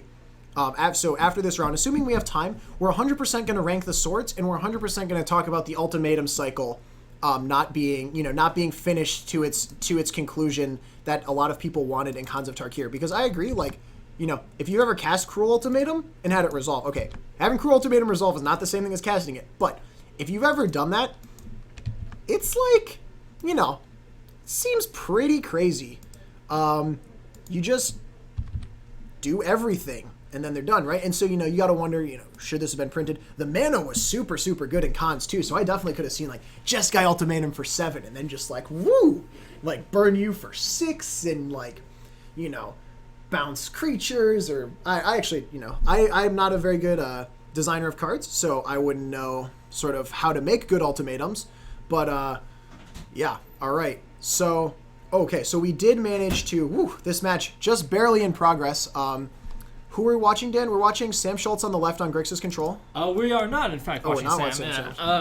Sam was too deep in the game already. Okay, who is this? This is... it's Alex. Yeah, this is Alex Perez. He's a Bant Eldrazi against Paul Green on Merfolk. Oh, yeah. Okay, so this is an interesting matchup. Merfolk actually with a pretty decent Eldrazi matchup, it seems. Mm-hmm. I mean, you can island you walk. Can race it. You can race it. You can race, yeah. So, you're not killing their creatures or interacting with them in a reasonable way, but you are taking them down with island walking dudes and redundant lords and that sort of thing. The spreading seas is also very good. Spreading seas is insane. It turns off their colorless sources sometimes, which prevents them from casting stuff like TKS, Thought Not Seer, and whatnot. Mm-hmm. Also, the Bant Eldrazi list, runs Hollow Fountain, so Island Walk sometimes just naturally on. Right, and I'm imagining that Alex will do everything in his power not to fetch for that. Mm-hmm. We'll try to get try to get Sam Schultz next round, I guess, if he's doing all right. So Alex here looks like he's at 19, and is going to play a turn 2. Signet. No, Talisman. Oh, Talisman. Yes. A little too much Vintage Cube. Oh, have you been jamming? Yeah. I mean, at the very least, watching a couple of these games. What is that? What is the Talisman? Do we know the? Is it Progress? This is the blue-white one. It is Talisman in Progress. Yes, it is. All right, yeah. So this card, this is actually an innovation that I saw at least on stream at SCG, at the for the Invitational, where basically you play this card because it's a colorless source that doesn't get turned off by Blood Moon. Yeah, it gets you everything you want. Alex on 6 mana on turn 3, but it's only going to play a Reality Smasher, I think. Oh no, 6 mana on turn, Reality Smasher and a Noble Hierarch. This is a dream here. You just attack for 6. He's going to Aether Vial something in. It's a Harbinger of the Tides. Bounce. All right, tempo. All right. Conveniently does not have to discard for that. Yeah, no, Harbinger of the Tides seems... I mean, Smasher has haste. It'll come back, but delaying a turn, not bad. Also, a big old Master of Waves sitting in hand here. Not sure if it's ready to... I think it'll come down next turn, I guess, but it'll be big when it does. Yeah, Paul can play the Master Waves next turn. Yep. I'm going to see if he wants to attack here. These look like pretty free attacks. Yep. I like these attacks. Gonna jam in for 5. Alex is fine. I'll go to 14.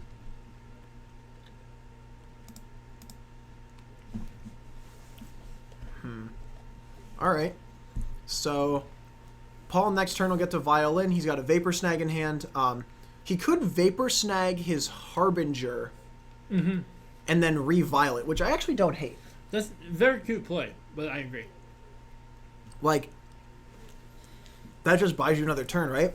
And Alex will probably have to tap almost all the way out to do it. Yeah, Alex presumably didn't have a Drowner of Hope or would have played it last turn. Absolutely. Or, there's an argument that, perhaps playing a Reality Smasher turn faster just lets you erase better. And Alex's deck is super shiny. He's a connoisseur of foils, as it were. So this is a Thragtusk. This is game 1. Alex, known to do this sometimes. It turns out that bouncing Thragtusk with Harbinger of the Tides, not as good. I do not disagree with you. Paul going to go to 4 and 2 on the Aether Vials, and Alex going to go back to 19 because Thrag. But again... Yeah, Alex seeing the Aether Vial on 4 means only one thing. So, there's not going to be any sneaky, I wonder what you can play on 4. It's pretty much only one thing. Oh, wow. Well, here's one of them. This, though... So he's going to just hard cast this one. Oh. Trigger on the stack. Make another one. So this is going to be 8 3/2s? So, yeah, if I'm Alex, I'm looking for that Engineered Explosives. Might quit. I believe that, yeah, this is 8 3/2s. Jeez. So this is a lot of power. Paul didn't even bring enough tokens. Yeah, I'm not missing any devotion here, right? This should just be 8. 1, 2, 3, 4, 5. So they both see 5, so it's going to be 10. 5, am I miscounting? 1, 2, 3, 4. Oh, no, sorry. They're both going to see 12. Yeah, they both see 6. Excuse me, I can't math. Yeah. Yeah, 2 times 4 is 8 times 2. So this is going to be... Wait. No. Dan, it's 6 times 2. It's 12. Oh, right. Master is blue and 3. Blue and 3. Yeah. It's not double blue. Yes. Phew, Dan. Ooh, man. Scaring me for a bit there. So Alex needs to have, like, double removal spell for these masters, or I think he's just mega dead. Also, he got attacked for 3 by that Harbinger. Okay. Oh, well, I don't know if that helps. So, you can blink your Thragtusk?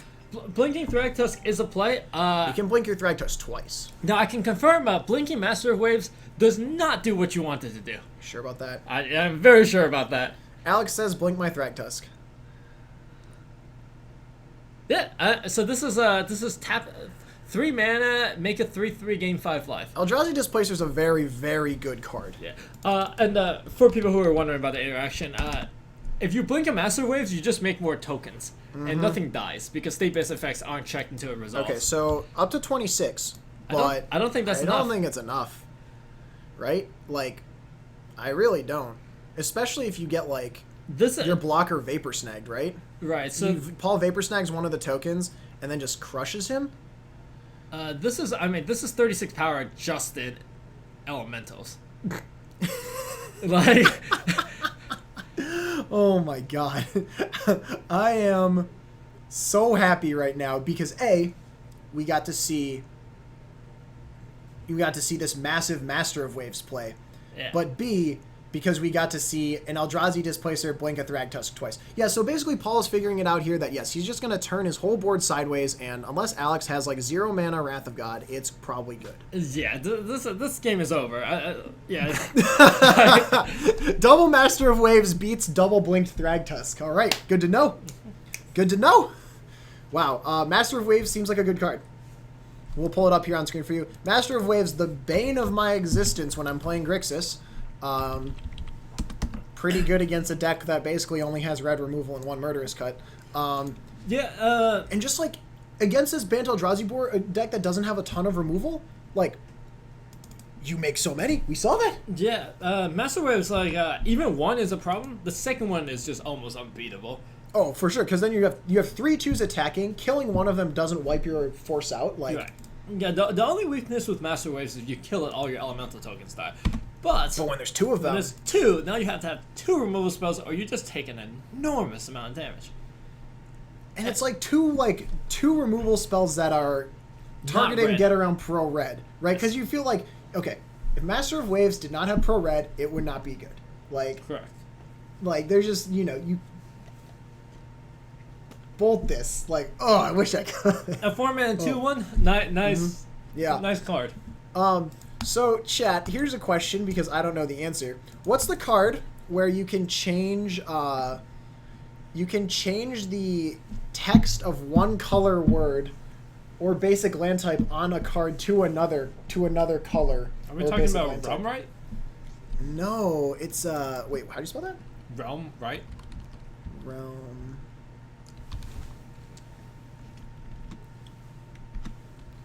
Oh. No. Oh, that's not. No. It's an instant. It's Oh, just like change the color. Into it's yeah. It's change a color into another color. Is a Trade Doctrine sounds right. Change the text of target permanent by replacing instances of one color word with another, or one basic land type with another until end of turn. Yeah, perfect. All right, so this is how you, with Cipher. With Cipher. Woo, Cipher. All right, but this is how you kill Master of Waves. Trade Doctorate. Bolt. Sure. Did it. Did you though? Did you? Was it worth it? I mean, it got us to pull up Trade Doctrine. The reason I remember this card is because some of my very, very early days of Magic, I got a couple of these and I was like, I have no idea what this is ever useful for. And then like I grew to understand Magic more and I'm like, oh, I still don't know. Except for killing Master of Waves apparently. Also, that's a rare. Yes, this was one of the reasons why Dragon's Maze there was a lot of garbage in Dragon's Maze. And this is just some of the garbage. All right, player shuffling up for the second game here. Yeah, pretty crazy draw from both of them, honestly. Yeah. More so from Paul. Yeah. Oh man, what a time. I think if Paul wasn't able to draw the second Master Waves, I think Alex would have won that. He loses for sure. If he had another turn... Dude, he could triple blink his Thragtusk with all his mana. Right. Gaining 10, 15 a turn, that's pretty good. Also making a bunch of 3/3 beasts, also pretty good. Mm-hmm. Especially when Island Walk isn't on. Right. Yeah, Unbound Wings, I know there's an instant. If you want to do the Gatherer Surging, I'd be... Ooh, Unbound Wings coming up big. Ah, yes. This one, yeah. This one has a retrace. Yeah.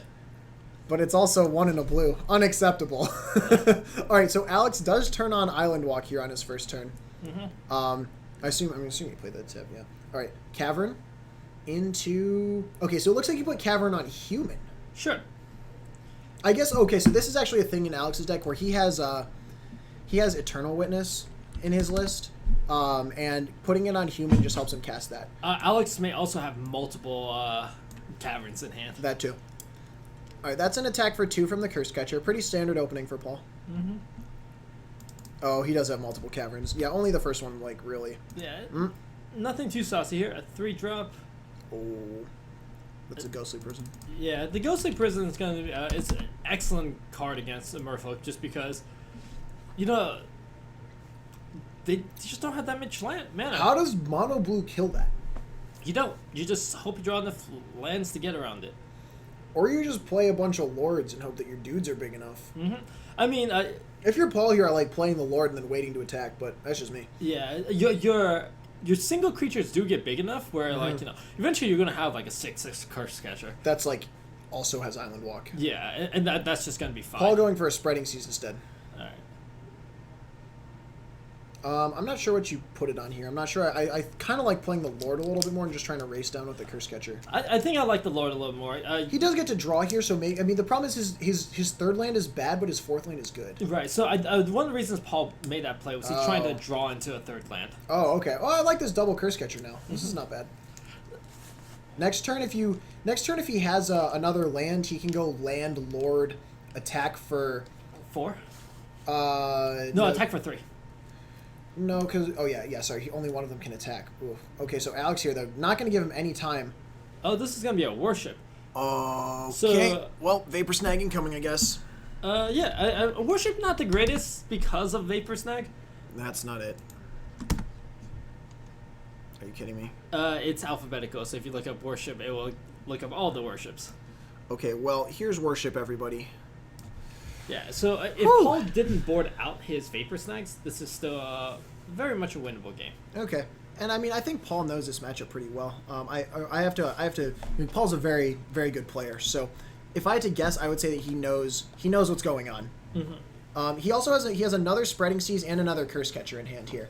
Like, really, what Paul needs is his fourth land, and he can start attacking with 2 a turn. Eldrazi Temple here, and gonna make some mana. Gonna play an Eldrazi Sky Spawner. That's not the worst. No. I mean, it will be a clock because you're not really blocking this flyer. Yeah, but your clock is definitely faster. Yeah, absolutely. And he's gonna find a land. So here I really like play land, play Lord, and attack for 4 with a Curse Catcher. And then you have to draw to Vapor Snag at some point, right?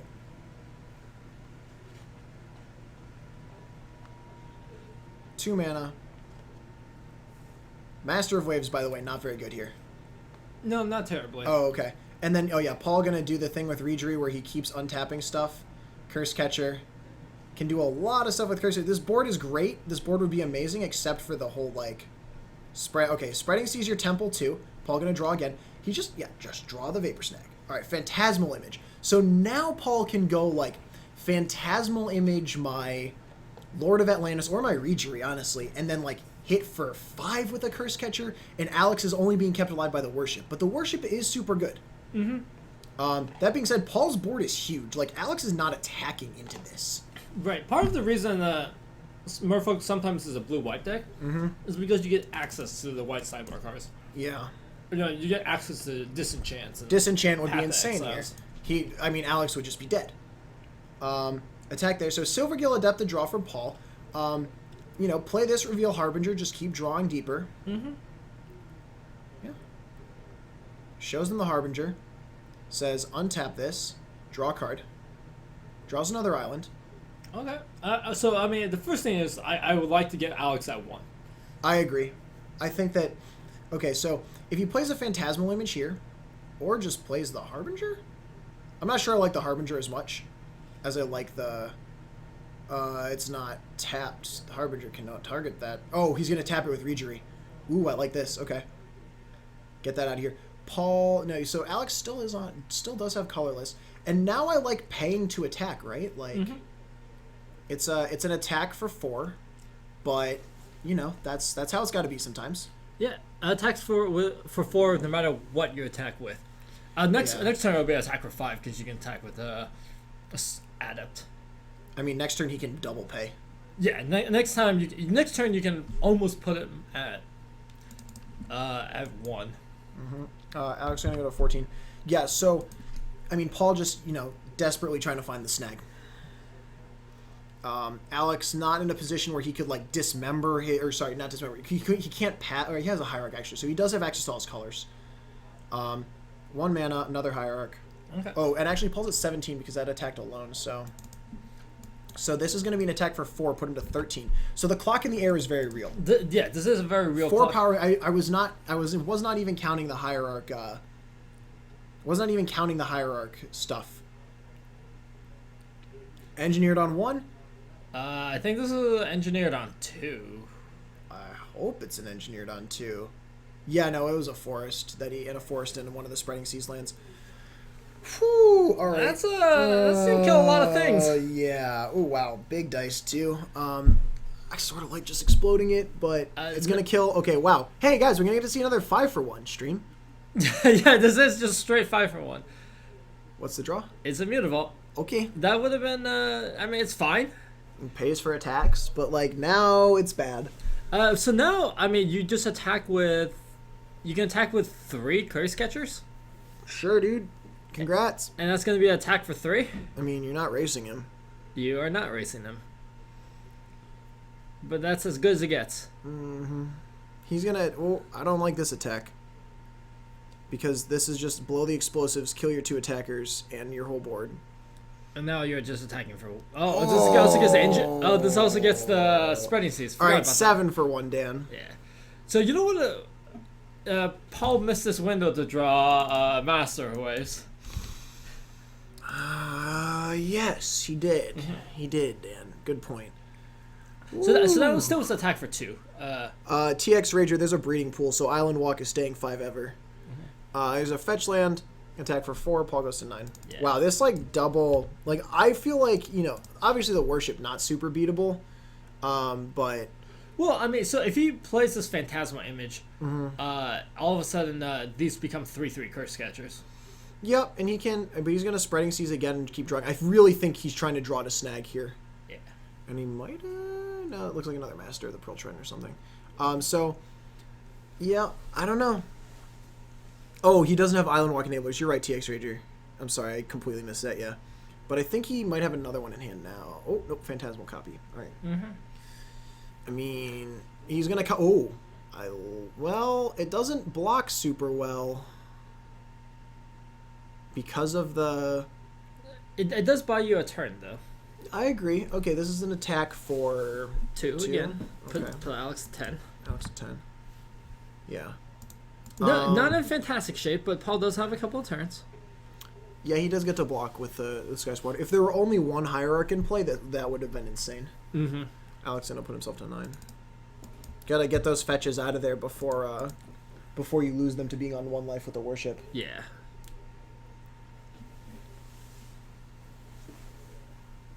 Alright. Yeah, the problem is Paul is getting close to the point where his only removal spell and Dismember is going to be turned off. Yeah, I agree. It's not looking great for the intrepid Merfolk player. Draw from Alex. I believe that was another Eldrazi Temple. Yes, attack for 4. So Paul not blocking here. Go to 5.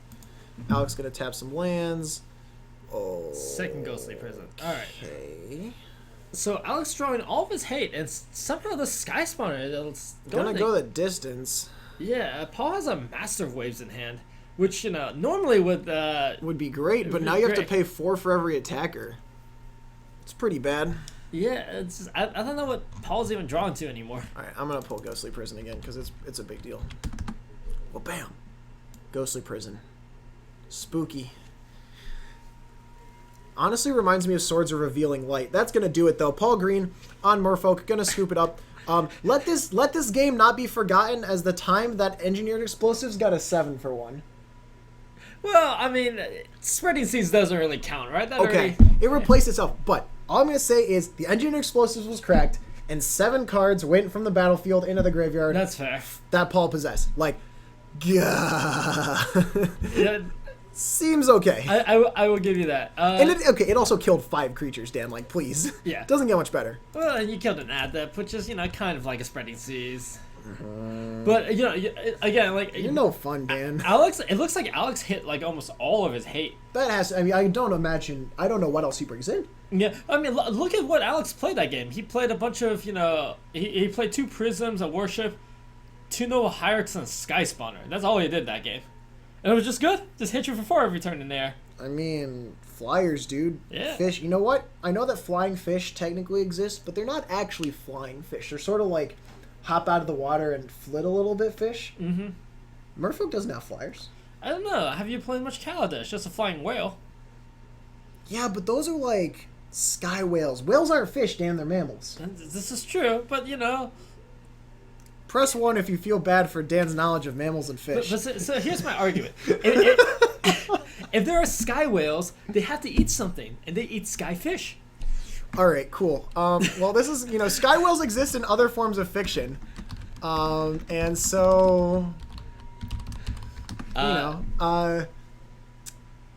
you've got to wonder what, I also wonder what they eat, but like, all right. Unless there's a sky fish card, I'm questioning. There we go. All right. Thank you, guys. You got some people pitying your high school biology. Oh, sky krill. Ooh, krills of ultimatums. I sort of like that. Maybe the sky krill like live in clouds and stuff. Because whales don't eat fish normally. Like they They eat krill and plankton. And like if you're a killer whale, you can eat seals. You can like battle with polar bears. If you get really close, you can eat penguins. Ooh, you can definitely eat penguins. Are there sky penguins, Dan? Do those exist on Kaladesh because they need to be hunted by whales? I think that they're just birds at that point. Sky penguins look like penguins, but they sort of float along. Their wings don't actually do it. It's like they have like gas bladders inside them that keep them lighter. All right, we're going back to this game here. All right, we're back in it. Bant, Eldrazi, Merfolk. Yeah, we're going to game 3. Paul's going to be on the play here, which if he goes turn 1 Aether Vial, it's going to enable a lot of the busted things he did like in game 1. Agreed. We did see him sideboard in a couple cards, and I'm interested to see like what he could have sideboarded in. Right. In mono blue. What did he not have the last time? Right. I don't know if there are very many ways, if any, to kill a ghostly prison in like mono blue. Yeah, Chad, if you have ideas on this, help us out. But I'm coming up at a loss. Nothing's coming to mind. Oh man, if only there were like a card that changed attack to block.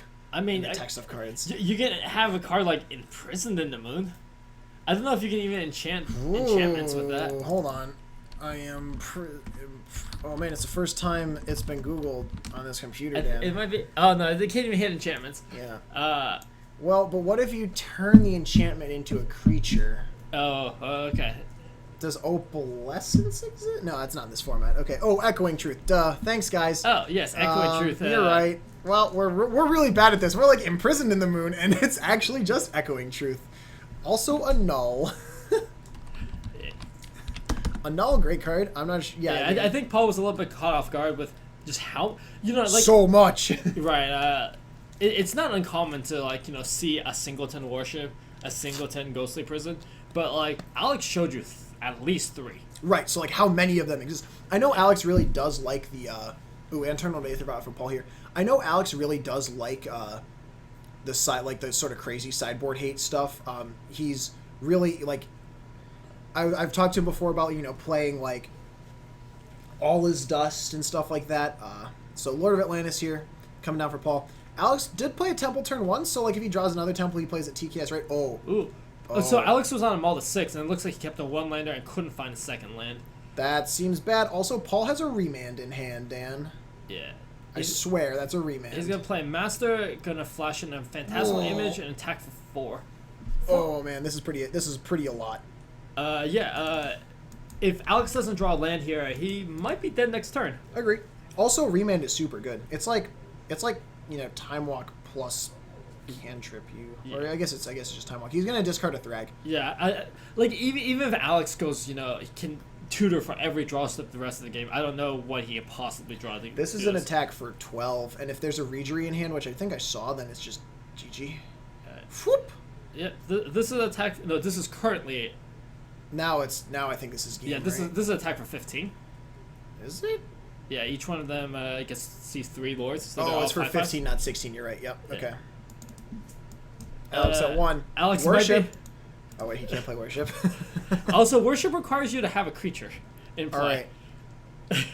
This is an engineered explosives on 0. Mm-hmm. All right, Paul gonna cycle a remand on it. Draw a card. Untack. Attack with everything. Get you. Alex having a discussion about this. Fighting the good fight. Going to show a second engineered explosives. Oh, wow. Oh, man. So, yeah, if he hit any land, he could play Talisman, and then his hand was great. Yeah, and he had the Worship, too. Dang. Well, again, it's important to remember. Worship requires you to have a creature in play. Oh, that's true. Good point. It's just not 4 mana, I don't lose the game. You're not... Yeah. That's right. But, like... If he hits a second land, he plays Talisman, he plays Sky Spawner. Paul doesn't have good ways to interact with Sky Spawner, and then he plays Worship the next turn, maybe. Yeah. Like, and if then, Alex hits running land drops, I think he does the same thing that we saw before. Right. Barring a Vapor Snake. Yeah, it's certainly, especially with your land being Eldrazi Temple, and you being on the draw, certainly a keepable 6. You know, it's a little unfortunate that he didn't end up getting there, but, you know, that's sometimes how it goes. We're gonna, with 25 minutes left, let's see if we should definitely get another game, yeah. Yeah, so, these players will discuss, again, Bant Eldrazi versus Merfolk. A little bit of a non-game at the end there, just do some bad mulligan luck, but having seen Alex's hand, like, I 100% am on board with having that happen. Oh, also Paul showing us some gut shots, which I think he probably brought in. That would have killed the Sky Spawner before attacks last game. Unfortunately, Paul, you know, didn't find it even after drawing a lot of cards. So Dan, hopefully going to get us another match. If not, we have some cool things to talk about. Chat had suggested cruelest of ultimatums, asked, you know, why didn't they finish the ultimatum cycle in cons? We don't know the direct answer to that. We can certainly speculate about how awesome they would have been. And then we can also talk about, we're also going to rank the Sword of X and Y's. You know, if we don't have another match, like, this is going to be great. Like, ranking the swords, woo, seems good. So, all right. Yeah, so, man, let's pull up Worship real quick. Yeah, you do have to... Gotta be kidding me. MtgCards.info, people. Really? There we go. Alright, there's your Worship. Yeah. Gutshot also kills Hierarch. This is true, Benjamin. I mean, Gutshot killed Frank Laporte at the Pro Tour when LSV top decked it like a champ when Eldrazi Winter was just getting started. You know, the card is surprisingly good. Like, I mean, I think it's completely reasonable to play against the...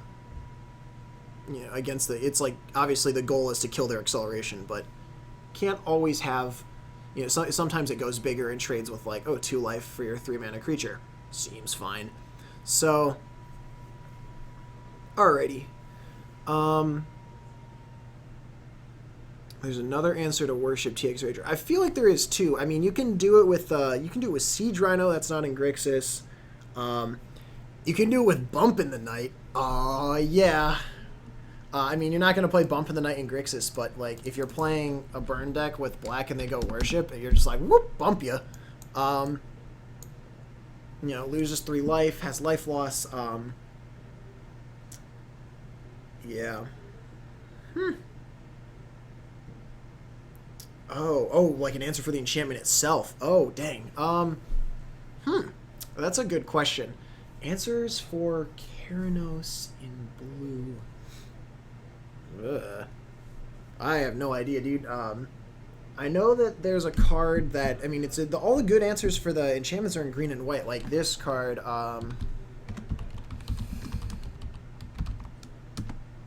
like this card exists in green. Unravel the Aether. Very good answer to Keranos. I've never had it cast against me, but I've seen people play it. And then there's like tons of cards in white that like exile enchantments and stuff. So, yeah, I don't know. I'm also going to take this time to reset the overlay now instead of waiting. So, bear with me for just a moment. We're going to left player versus right player in a fierce battle here. But yeah, answers to Keranos. I guess my knowledge of the card pool is also not as deep as it probably should be, but... Yeah, also, that's the other thing, TX Rager, is like, technically most lists might not play it, but if you're playing it, you get people. Okay. I mean, rank the swords. Rank the swords. Alright, so Dan is back in the booth, and we are going to rank the swords. And so I'm going to pull up a Gatherer window. It looks like everyone is in either Game 3 or in the midst of finishing. Something? Okay. Yeah. Actually...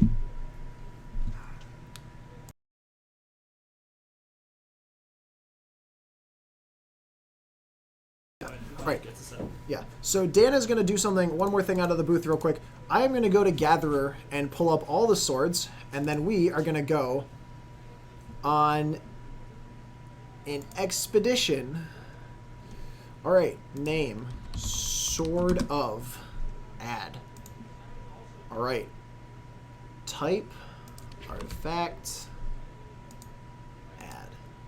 All right. This should probably not bring us up anything but exactly what we want. All right.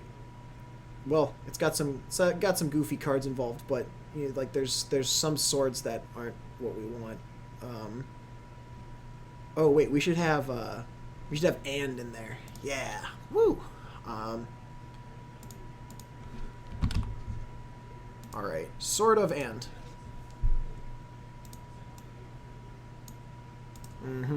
Yeah, we're gonna not put Sword of the Ages in this ranking. There are 1, 2, 3, 4, 1, 2, 3, 5 swords. I guess yes, because they're a cycle. Swords, some very powerful equipment. So first thing we need to define is, as we kick it back up to the booth, the first thing we need to discuss, Dan, right, is this is just swords of. This isn't constructed, right? Because I think that, if we, in limited, the swords are obviously, like, all very strong. Probably the strongest sword, though, like, if we just want to do a quick shout-out for the limited sword, is Sword of Body and Mind. At least I'm gonna say it's probably Sword of Body and Mind. The milieu for 10 sword. This is the get hit twice, you probably lost the game. Get hit 3 times, you definitely have lost the game. Is over if you get hit 3 times. If you get hit twice, like, I don't know. So yeah, so Sword of Body and Mind, limited all-star, definitely the best one. Let's talk constructed, though. Because Sword of Body and Mind, while it's great, probably not what you're going to put in your constructed deck before you at least have the rest of these. Right, so for constructed, there's a couple things to keep in mind. One is, what format are we talking about?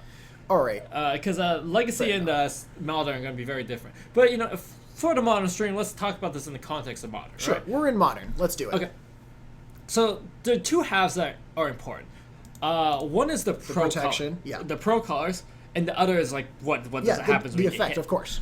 A lot of times, if you can play one of these swords and, like, actually hit someone with it, you're already so far ahead you have won the game. Right, and that's true. So, a lot of this, not necessarily super relevant. One popular one, is sort of Fire and Ice. Fire and Ice pretty good. Yeah, the Shock, not the greatest, draw but a card, the draw a card is very good. The other thing is you can use this to kill your opponent's creatures. Right. I remember having sort of Fire and Ice cast against me when I was playing Blue-Red Twin previously, like before it was banned. And it turns out that Blue-Red Twin doesn't have good answers to sort of Fire and Ice main deck. Right. It's pretty sad life, actually, when they kill your Snapcaster with the trigger and stuff. Yeah, Sword of Light and Shadow. Tears. Also, I've actually seen this played in Junk. Sword of Light and Shadow? Light and Shadow, right. Because the Pro White gives you protection from Path. Yeah. And the returning a creature can help you help a lot in grinding your matchups. Yeah, that's true actually, and that's something that one of the reasons that Kolaghan's Command is such a strong inclusion for the Jund deck, right? Is like you can just rebuy your Tarmogoyf, and that's insane. Right, and also instant speed discard also very good. Yeah. War and Peace definitely has the best protection colors, but the on-hit effects are the worst.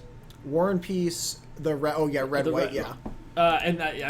Just like dealing some extra damage, gaining some life, not really relevant. The other thing is, right, in like a matchups. long grindy game, like you're hitting them and they're taking 1 or 0 extra damage, right? Yeah. Like this is not I think this sword obviously like insane against blue white red, right? Like we saw it in that matchup with Matt Stafford versus Joseph Natali.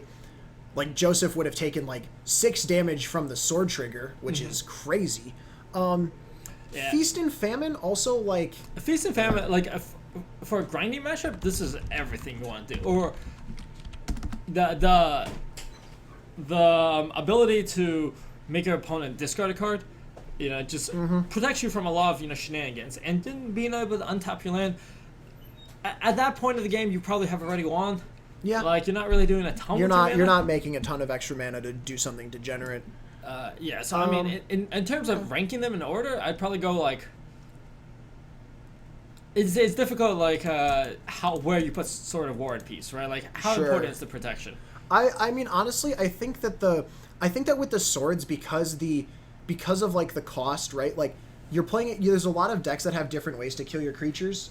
So like for example, if you play against Grixis and you're the sort of War and Peace creature that you're relying on gets Murderous Cut, or like blocked by Tasigur or something, right? It's like I think that with swords, at least in my opinion, like because Modern is so diverse, you have to focus on what's going to be best for you, like when you hit something, right? Like what is going to generate consistently be the most like the best. And personally, I put that on Fire and Ice. Yeah, I think in isolation I would, or like in a vacuum, I would definitely put Fire and Ice as the best sword.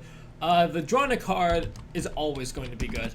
Right, almost always going to be good. Well, so the thing is, right? It's a little bit of incidental damage, but like Modern, is about card. Is like there's a lot of focus on getting card advantage, right? Like you want to, you want to trade 2-for-1s. You want to force them to use like multiple spells on your creatures. Like, I feel like drawing the extra card is like. It's okay. It's certainly not the peak, right? Like some of these cards, like sort of light and shadow. If you return a Tarmogoyf, it's insane. Right. But like, that's the high end. If you hit with Sword of Light and Shadow and your graveyard's empty, it's very eh. Right. You gain 3 life. It's not that good. Whereas Sword of Fire and Ice, right? Like you get extra pressure and you draw additional ways to close the game out. Yeah, I would put Sword of Fire and Ice first. Second, I would probably actually put Light and Shadow just because that gives you protection from a lot of the relevant removal. Yeah, Path is obviously Path. Path and a lot of any of the black Terminates, cards like that. Terminate, Abrupt Decay, etc. I'd probably put Feast and Famine third. Sure.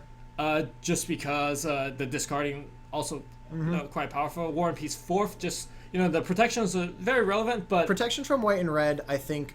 At least in constructed. Protect you from removal, but don't protect you from much on the board, right? Yeah. Like, a lot of the big, beefier creatures are green. Right, and so you've got to... So then it comes down to the ranking of Body and Mind versus... Body and Mind's the last one. Body and Mind, I think, would go be last. So sort of to make not necessarily one in the cycle. Yeah, no, I mean, I think that there's, I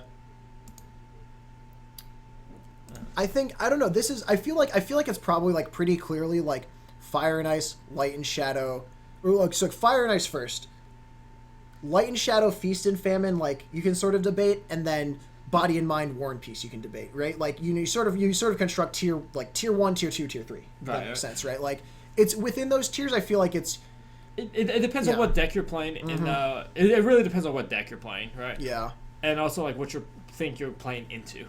Yeah, absolutely. And I mean that's one of the things, right? Like these swords don't protect you from every color. They only have a certain amount of utility, right? Like if you play right, like so that's one of the reasons that you want to select like the best possible on hit trigger, because if you play a deck that's not those colors, right? Like, oh, you stacked up, you have Sword of Feast and Famine, you're playing against Merfolk. Yeah, that's probably coming out. Right. Well, it's also important to remember that the reason these swords don't see play is because it's a lot of mana investment. It's 5 mana to maybe get a trigger. Right. I mean, obviously, Stoneforge Mystic makes them pretty good in Legacy. Assuming you're not fishing for Batter Skull or Jit, like, which why wouldn't you be? But yeah, but even with Stoneforge Mystic, this is the third. This is the third piece. Yeah. But with that in mind, like, it's not really surprising that they haven't seen much play in Modern, just because of the high cost, right? The tempo cost is very high. When you tap out on turn 3 to play Sword, right? Like that means you have to have a creature that sticks around to be equipped. That means like if your creature just gets killed in response to the equip, you've essentially just paid you paid 2 mana for nothing, right? Like I mean you've gotten a card out of their hand, but they traded it for your creature, so your creature died and you paid 2 mana. And Modern really punishes people for playing off curve. You really only need to buy a turn or two. We saw this actually in round 1 with John against Elves, and the fact that just turn too slow. If you had sequence, maybe the Thoughtseize turn 1 instead of playing the Thoughtseizes turn 2, would have been made a huge difference. Agreed. Yeah, no, and I think so. Ultimately, without like some serious, so there is a card.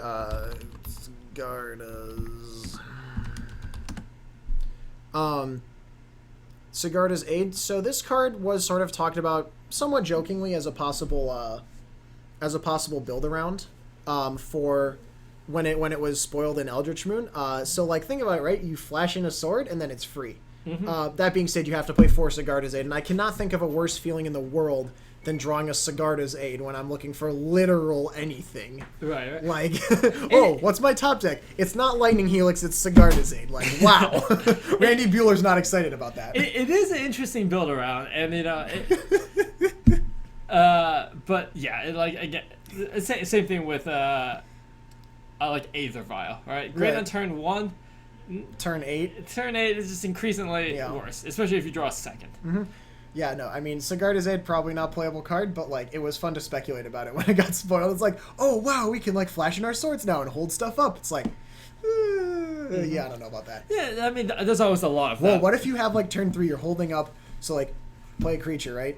On turn 2, pretend it doesn't die, right? Turn 3, you're holding up Spell Queller and Sword of Fire and Ice. How do they win? If they don't do anything, you just play your sword end of turn and wow. Yeah, that's fine. I'll dredge back a Grave Troll. I mean, look, and then cast a, Okay. That's how you lose. Fair enough. Grave Troll, pretty. Dredge doesn't care about your sword very much. Also, not Cathartic, Conflagrate. Does not Spell Queller does not interact well with Conflagrate. True. Yeah. It's true. For those not familiar, when you discard X spells, it makes the CMC of the card XX red. So you discard 5 cards, the CMC of the card is an 11. Yep. Bant Spirits. I hope you have Selfless Spirit on board when the Dredge player conflagrates you, because whoa, that's what they call blow, right? It's like, whoa, I'll conflagrate and I'll dump like just 2 points here, 2 points here, 1 point here, like. Yeah. And the interesting thing is like it interacts very favorably against Spellskite as well. Yeah. Because you target Spellskite with 1 point. Yeah. All right, yeah, but walking around in the room, there was a surprising number of Merfolk players tonight. Really? I think we're at 4, which is definitely on the high side.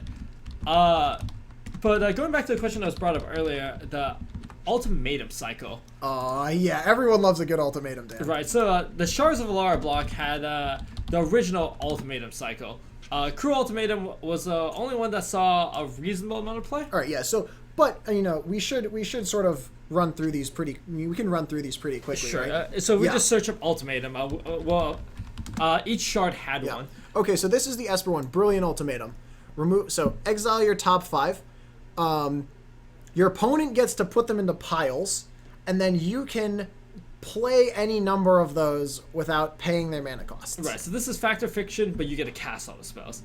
So part of the problem with some of these ultimatums was just the color scheme was not correct. Esper wasn't great. Yeah, this was the era where you had a lot of Vivid Lands, so you could pretty much cast whatever. You have Vivid Lands and Reflecting Pools. Seems pretty good. Right, so your mana was always your colors. You could play whatever, but just if you're gonna pay 7, you might as well just cast Cruel Ultimatum. Right? You're not wrong. I mean, why not just cast Cruel Ultimatum? Yeah, so we'll scroll here. Next one, though, Clarion Ultimatum. This one, choose 5 permanents you control. For each of those permanents, you may search your library for a card with the same name as that permanent. Put those cards into play, tap, and shuffle your library.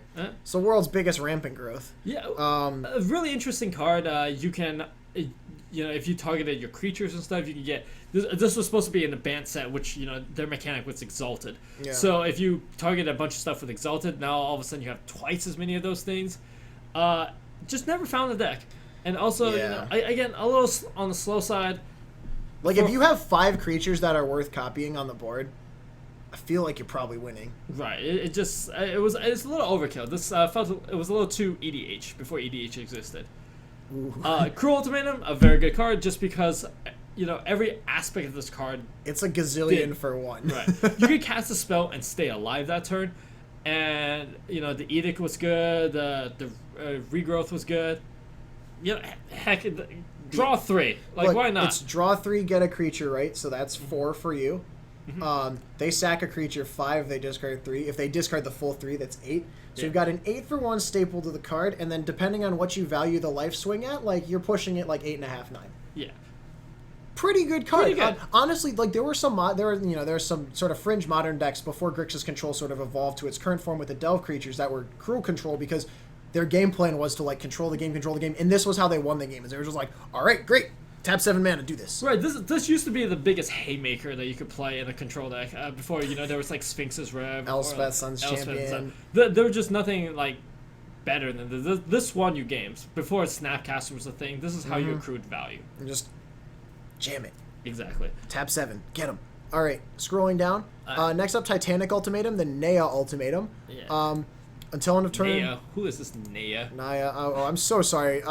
I guess it's Cubs fan who really doesn't like that in chat, but I'm sorry, chat. I really don't know how to pronounce Naya. So, the Titanic Ultimatum, effectively enormous overrun.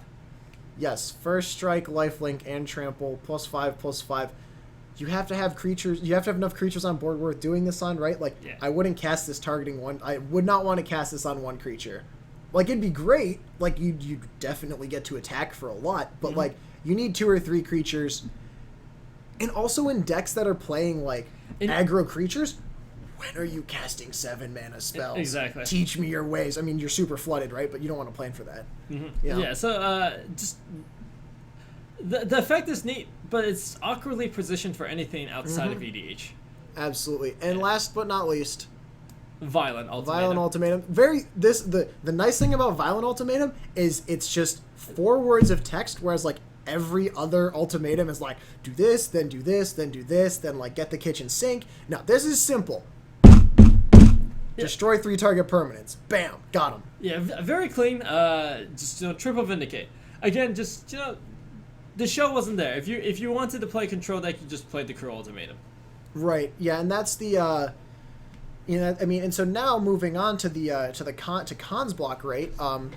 So there weren't technically ultimatums, right? There weren't like 7 mana haymaker spells that, were in colors that did stuff.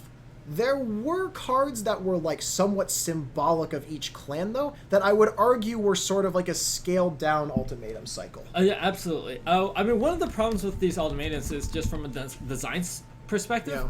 Yeah. It constrains a lot of design space, right? Because not only do you price it in like 5 cards for this, they all have to be like really good, reasonably powerful, but like not broken.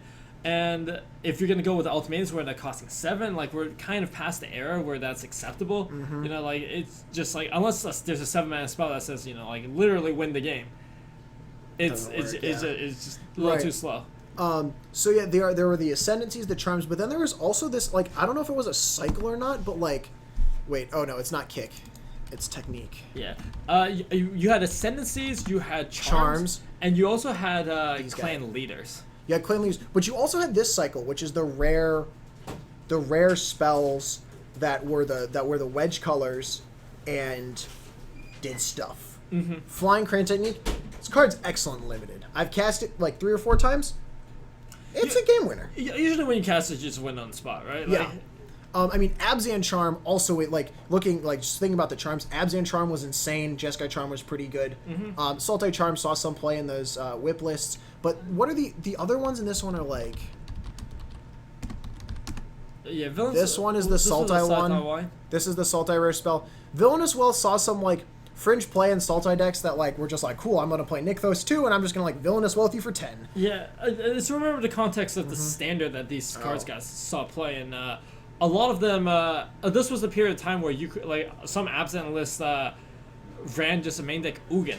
You just got to 8th and you played the Ugin. Yeah. All right. With Corsair Crewfix, give us 1 second. This is spirits versus something. Yeah, Sam. Okay. Yeah. Cool. All right. Dan's gonna get us a match. We'll return to this. Also, it wasn't a cycle. Oh. Okay. Well, that's disappointing. I thought there were more, but then I couldn't remember the Abzan or the Teamer ones. So, guess you're right, generic-ish. Might be. So, out of the booth, Dan goes. I'm going to throw it down to the play overlay. Gonna probably not have Villainous Wealth on here anymore. Let's put this up.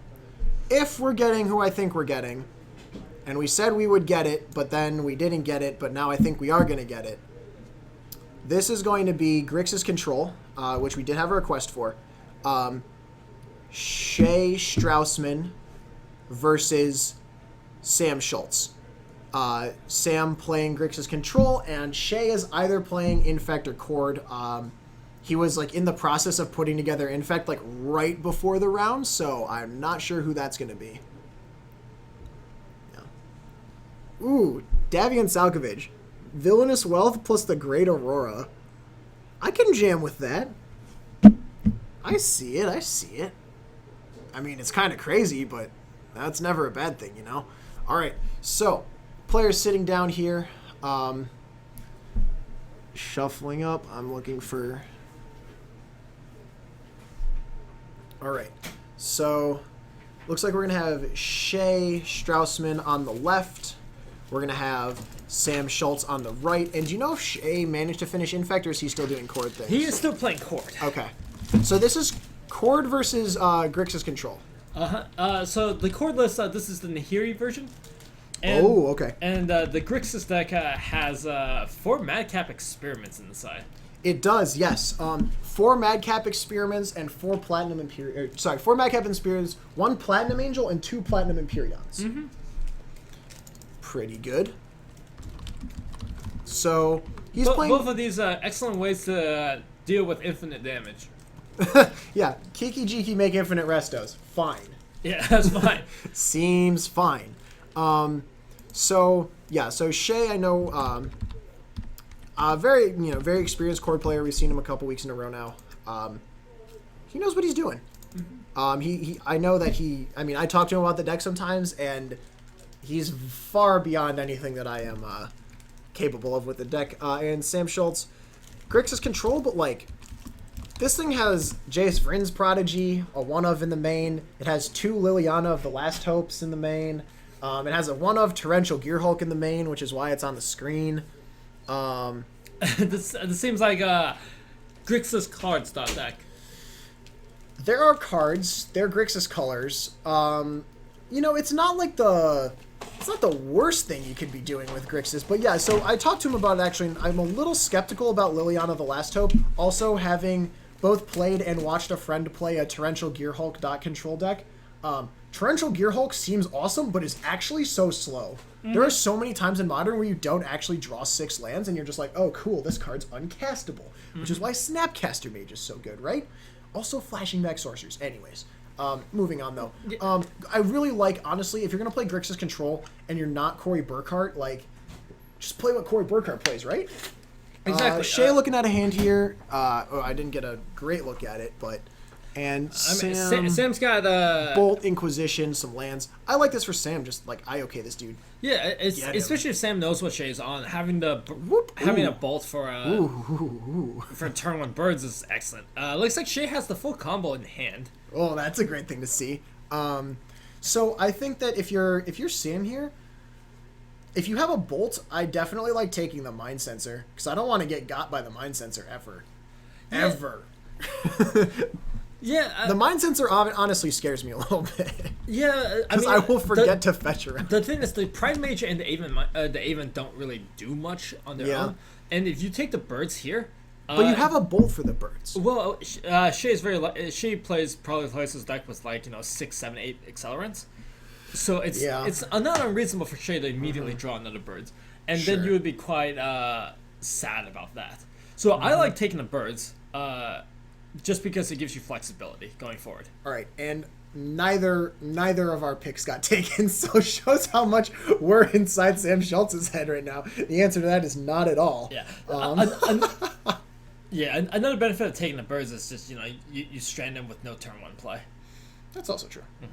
Bird's going to be the play here, and Shay is going to go to some number less than 20. Yeah, it looks like Shay drew a Path to Exile here, which is not the greatest card in this matchup. I mean, I do like it against Tassiger. Like, I like it against Tassiger here. Mm-hmm. But, so it looks like Sam is going to fetch for a Bloodstained Mire and is going to bolt the bird. So both players shortcutting, playing quickly, which is good because this matchup tends to go incredibly grindy. Right, and I believe Sam's remaining hand, excluding the card that he drew this turn, is 5 land. Yikes. So it's not it's not looking great over not in the greatest control land. But I mean, then again, Sam is playing he immediately draws a Snapcaster, which seems great. Dude, Immediately draws a Snapcaster. Whenever you're afraid, just draw Snapcaster. That's what I do. Alright, and then just Sam needs to just remember not to get blown up by the Aven Mind Sensor that he knows Shay is holding. Please don't. Yeah, I know, right? That's so... It's like... That's why I wanted to take it. I was like, please don't do this. Alright, 3 mana. 2 mana. Snapcaster. Target Inquisition, okay. So here you definitely now take the Mind Sensor, question mark? Yeah, if you have something in your hand that you want to protect, the path will be reasonable as well, but if you're sitting on, like, Singleton Snapcaster, I definitely like taking the Aven Mind Sensor. Oh, yeah, because, like, Shay needs to draw another land before he can play the Resto. Resto really, really good against Grixis control, though. Mm-hmm. Like, surprisingly, just, like, they have to terminate it, and they can't really do anything else. Ooh, Shay with a Wall of Roots. It's going to shut down the aggression from the snap. Yeah, also, Wall of Roots one of the best draws possible, because this is going to provide a lot of mana that Sam can't just bolt away. I agree. Another land to draw here. Wow, Sam drawing... I mean, he has a Tar Pit, so I feel like Sam is just going to be, like, Tar Pitting, like, soon. The problem is, if Sam goes for the Tar Pit play, he just I mean, loses. the shields are down, yeah. Okay, fetch here. Sam at least now can represent removal. Sure. But Shay is just going to... Draw Chord. Like a champ. Draw Chord. Seems great. But also he has Restoration Angel mana this turn. Mm-hmm. One of the things about this Grixis control deck that I'm not sure I'm super sold on is when Sam had to, you know, I mean, obviously Snapcaster Inquisition was his best play, but I just, like, I'm a little hesitant to want to Snapcaster Inquisition because the card is so powerful in, like, in doing reactive things. Like, obviously it's the only thing he could do, but okay, so this is gonna be a Chord for 2? Yeah, this looks like a Chord for 2. Chord's pretty good. What do you think this gets? Chord Spellskite? Spellskite's reasonable. Voice is also good, yeah. Fine. Shay gonna take a pain from the Horizon Canopy. This does because Sam is on Grixis instead of Jeskai. Yeah. He doesn't have access to Path to Exile, which is really the only clean way of dealing with Voice. Voice is so good against Grixis. It's not even funny. Right. Sam may have some main deck Anger of the Gods, which is another way to Shay with a Kiki Jiki and an Emrakul in hand. Also, Restoration Angel. Yes. Yeah, I was a little surprised to see Shay not actually play the Restoration Angel. Because he could have just done that and flickered the Wall of Roots. And if he draws Violet Thicket, he just wins on the spot. That's true. I mean, Firelit Thicket is like it's a one-of, right? Like, yes, yeah, but I mean, at worst, you have a 3/4 flyer. Sure. He might have been a little worried about running it into removal. I agree. But now he's not because he has a voice. Right. So he can resolve the Restoration Angel through counter magic because of the voice, but still won't be able to protect it from a Terminate that Sam just does on his main phase. Yeah. Here's a draw step for Sam. He's really drawn all lands this game. Right. What did he draw? Did you see? He drew a Thoughtseize, which is actually going to be reasonably good. This is I imagine Shay's going to cast Resto in response here. I think you have to. Otherwise, your hand, like, you just have the voice doing. Well, else you just take the Resto. Yeah, of course. And Sam going to go to 14 to do this. Resto probably going to blink the Wall of Roots just to reset the counters. Sam's going to take 2 from the Thoughtseize, and is going to see Kiki Jiki and then recall. And the Mind Sensor. This is pretty easily take Kiki. Yeah, I'm also, like, sort of worried for Sam, though. I don't, like, he needs to draw pretty well to be able to beat the Resto and the Voice. It'll take multiple removal spells to do so. Oh, yeah. Sam is currently just losing this game in the air. Like, he's going to take 6 each turn in the air. This game... And let's not forget also the 2 from the Voice on the ground. I mean, he's kind of priced into blocking this turn. Yeah, I don't disagree with that.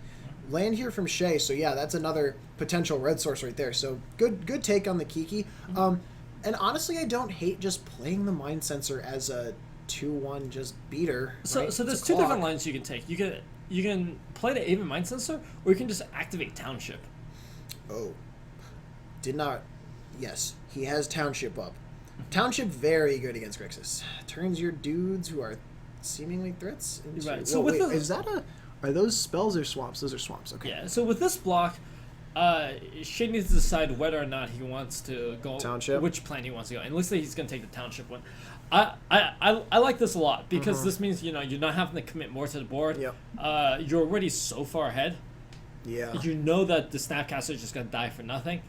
The only play that this is even like marginally bad against is Colligon's command because you can buy back the Snapcaster. But That's so slow. You're dead already. Sam has done nothing, so there's not even anything interesting to snap back.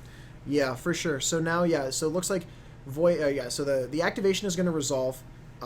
Confusingly, Wall of Roots is going to have both a +1/+1 and a -0/-1 counter on it. Other way around. -1, -0. Oh no, it's -0/-1. -0/-1. You're right. And then take 4 from that attack. Can you go? He got a plains off of Wooded Foothills. Yeah, we'll go ahead and correct. Sam Schultz scooped. Okay, we'll just go ahead. Yeah, go ahead and give them the reminder. Yep. Thank you, Genericish. We are sending out the team, but I'm not sure. Oh no, because he scooped because the township. Oh boy. Oh, he could have. Does he know? He knows. Does he know? Okay. He actually did, in fact, know, and it was just pointing out that it would not have mattered. Because he could have fetched for a shock. Yeah, he just fetched for a shock. Okay. Yep. Okay. So. They're both on the sideboard. The interesting part about the Kiki Chord deck is you have access to so much hate in the sideboard. Yeah, you do. You can hate on everything. It just depends on how you configure it. You can have Shay could reasonably have a Thrun in his sideboard. He can have TX right. He did not. I guess he didn't even need he could just fetch any land. He had a Gathering Tower. Yeah, he had a Horizon Canopy. Yeah, so he didn't even need it for the color. Right. So depending on how Shay built his sideboard, there's a lot of like hateful things he can. What are you thinking about against Grixis specifically? Spirit of the Labyrinth. Spirit of the Labyrinth, not bad. If he has a Thrun, certainly the Thrun. Is that a thing that Kiki Chord players do? They feel a need to play Thrun? That's just Thrun. Again, it's incredibly flexible. Yeah, I've seen Kiki Chord lists with, Magus of the Moons. Sometimes even just like straight Blood Moon. Sure, I dig it. And also, Sigarda is very good, just in general. Yep, that being the Sigarda Host of Herons. Not the Sigarda other card, the new one. This is a somewhat better Sigarda. This requires a damnation. Yes. You play this card and you're requiring your opponent to have damnation or lose the game very quickly. Yep, 5 mana, hexproof, no edict effects are going to work. Other cards that I've seen in this kind of sideboard, Sin Collector. Oh, Sin Collector's actually, I like Sin Collector a lot. It's a little more reasonable of a card to board in. Yeah, I mean, this card, the fact, this isn't even like a Tide Hollow Sculler effect. This is just exile something. You're shoot guaranteed your to get hand, value here. When you blink this card with Arresto, seems great. Yep, can't complain about exiling the instant sorcery from your opponent's hand. Yeah, so we'll see what happens here. Shay, definitely working around that awkward mana base a little bit. He had a wild array of lands on the battlefield. Yeah, and that is one of the weaknesses of the Kiki Chord list is the mana base is really bad because you're really playing a 4-color list that's base green, but you also need plenty of white sources. But you're also playing the triple red spell. Yeah, hopefully you never draw it, but Shay, did not get lucky in that last game in terms of drawing it or not. So going to start off here for Sam, Blood Crypt, Inquisition. Blood Crypt and Inquisition. All right, let's see what we hit here. We got Wall of Roots, Lone Missionary, Birds. Wow, this is incredibly slow. not exciting hand. Yeah, and I like taking the Wall of Omens there. You can't, there's going to be a... There's nothing that's the drawing acceleration. That's the card acceleration that Shay wants. It's not card advantage, but it gets him a card deeper, and yeah. So Forest here, and I think he drew that Forest too. Forest Birds go. I think he drew the Horizon Canopy. Okay. Well, Horizon Canopy's not bad. Horizon Canopy just cycles, right? Yeah. But Shay effectively had of the 7 cards, 5 of them will effectively land. Yeah. Sam here, choosing whether to Collective Brutality or play Jace Vryn's Prodigy. I sort of like just playing the Jace because you're not afraid, right? Like, you've never been afraid in your life. Oh, I lied. He's afraid. Okay. Yeah, this is fine if Shade draws a 3-drop. Like, you can just play the Jace next turn. Also, Kolaghan's Command for Sam, so... Collective Brutality, seeing a lot of play in Grixis lists. Even the Grixis Delver lists will run a copy. Yeah, and this is a card that I'm a little surprised that she still has in. Yeah, I agree. This sees inclusion in a lot of the main decks. But a little surprised to see it still here. It just doesn't really do anything in this matchup. I mean, it attacks for 2, but that's not what you're really looking to do. Draw here, Kasali Pride Mage, so now it attacks for 3. Again, still, not thrilled about it. I'm not either. It's just like, it's unlikely that you're going to be burnt out that aggressively, and if you are getting burnt out, you've probably lost the game already anyways. Yeah, that's fair. So now, going to take a draw step here for Sam. He has a Kolaghan's Command in hand, and I like, so you activate the Jace, and you Kolaghan's Command... You can activate the Jace, discard a Torrential Gearhulk, and then Kolaghan's is back. Yeah, later. Yeah, or just immediately. Yeah, or I actually like that a lot because I don't think making Shade discard has a ton of value. Well, so he did draw a Damnation, which is I think he's gonna take. Yeah, the I think this is the line he's gonna take. This is cute. Tar Pit tapped, shock the Pride Mage, and Now, if he is gonna take this line, I like doing it now. I do too. Because a lot can go wrong against this Chord list. Selfless Spirit, etc. Do it. If Shay, like, for example, just plays a land and you try to go for a Calling on Spirits and then he plays Restoration Angel, you feel really silly. Yeah, it's pretty good. Restoration Angel, saving stuff from removal always feels great. Just like make a 3/4 flyer, blank your removal. Yep, here we go. Gonna do it. Yeah, you're gonna kill the Crusade Pride Mage, get back to Torrential Gearhulk. Yep. And that's actually that's a cool little like discard Torrential Gearhulk and I'll get it back sort of thing. And also, Kasali Pride Mage, really good against Torrential Gearhulk. It's okay. But now the thing is... you just play it and 1 mana kill the Gearhulk. Yes, but they still get, like, the value from it. Oh no, what a nightmare. You're effectively... Scavenging you're playing 3 mana Terminate. That's, like, not what I would really call really great. Alright. But importantly, also, Sam now has a K command in the graveyard, so there's something exciting to... loop back with the Jace, but I may have spoke too soon. Now, if I was Shay, I'd be eating things all the time. I would eat things before. Oh no. Well, there's only 3 things in the graveyard, right? So this Jace is not going to flip this time, especially not over a Bolt. No, don't do it. Sam, no. Why? Shay. But this is fine because now Sam gets to flip the Jace and flashback the Bolt. Or flashback the K command. Flashback the K command's pretty good because then you can you can still kill the Ooze, and you can get an extra card. Okay, yeah, that's good. I was a little bit worried there for a second. No, if we will bring up Jace Telepath Unbound. Yes. Jace Telepath Unbound. Powerful Planeswalker, saw a lot of play in Standard. Not as much in Modern, it's a little bit slow. But basically lets you give a card in your graveyard flashback. It's technically not actually flashback, but... So actually, oh, wait, he just like flip Jace Damnation, actually. Yeah, I don't hate that. That also seems quite fine.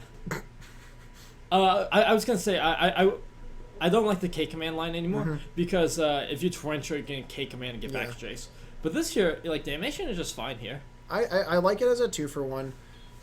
Go up to 6 and then just Damnation to board away.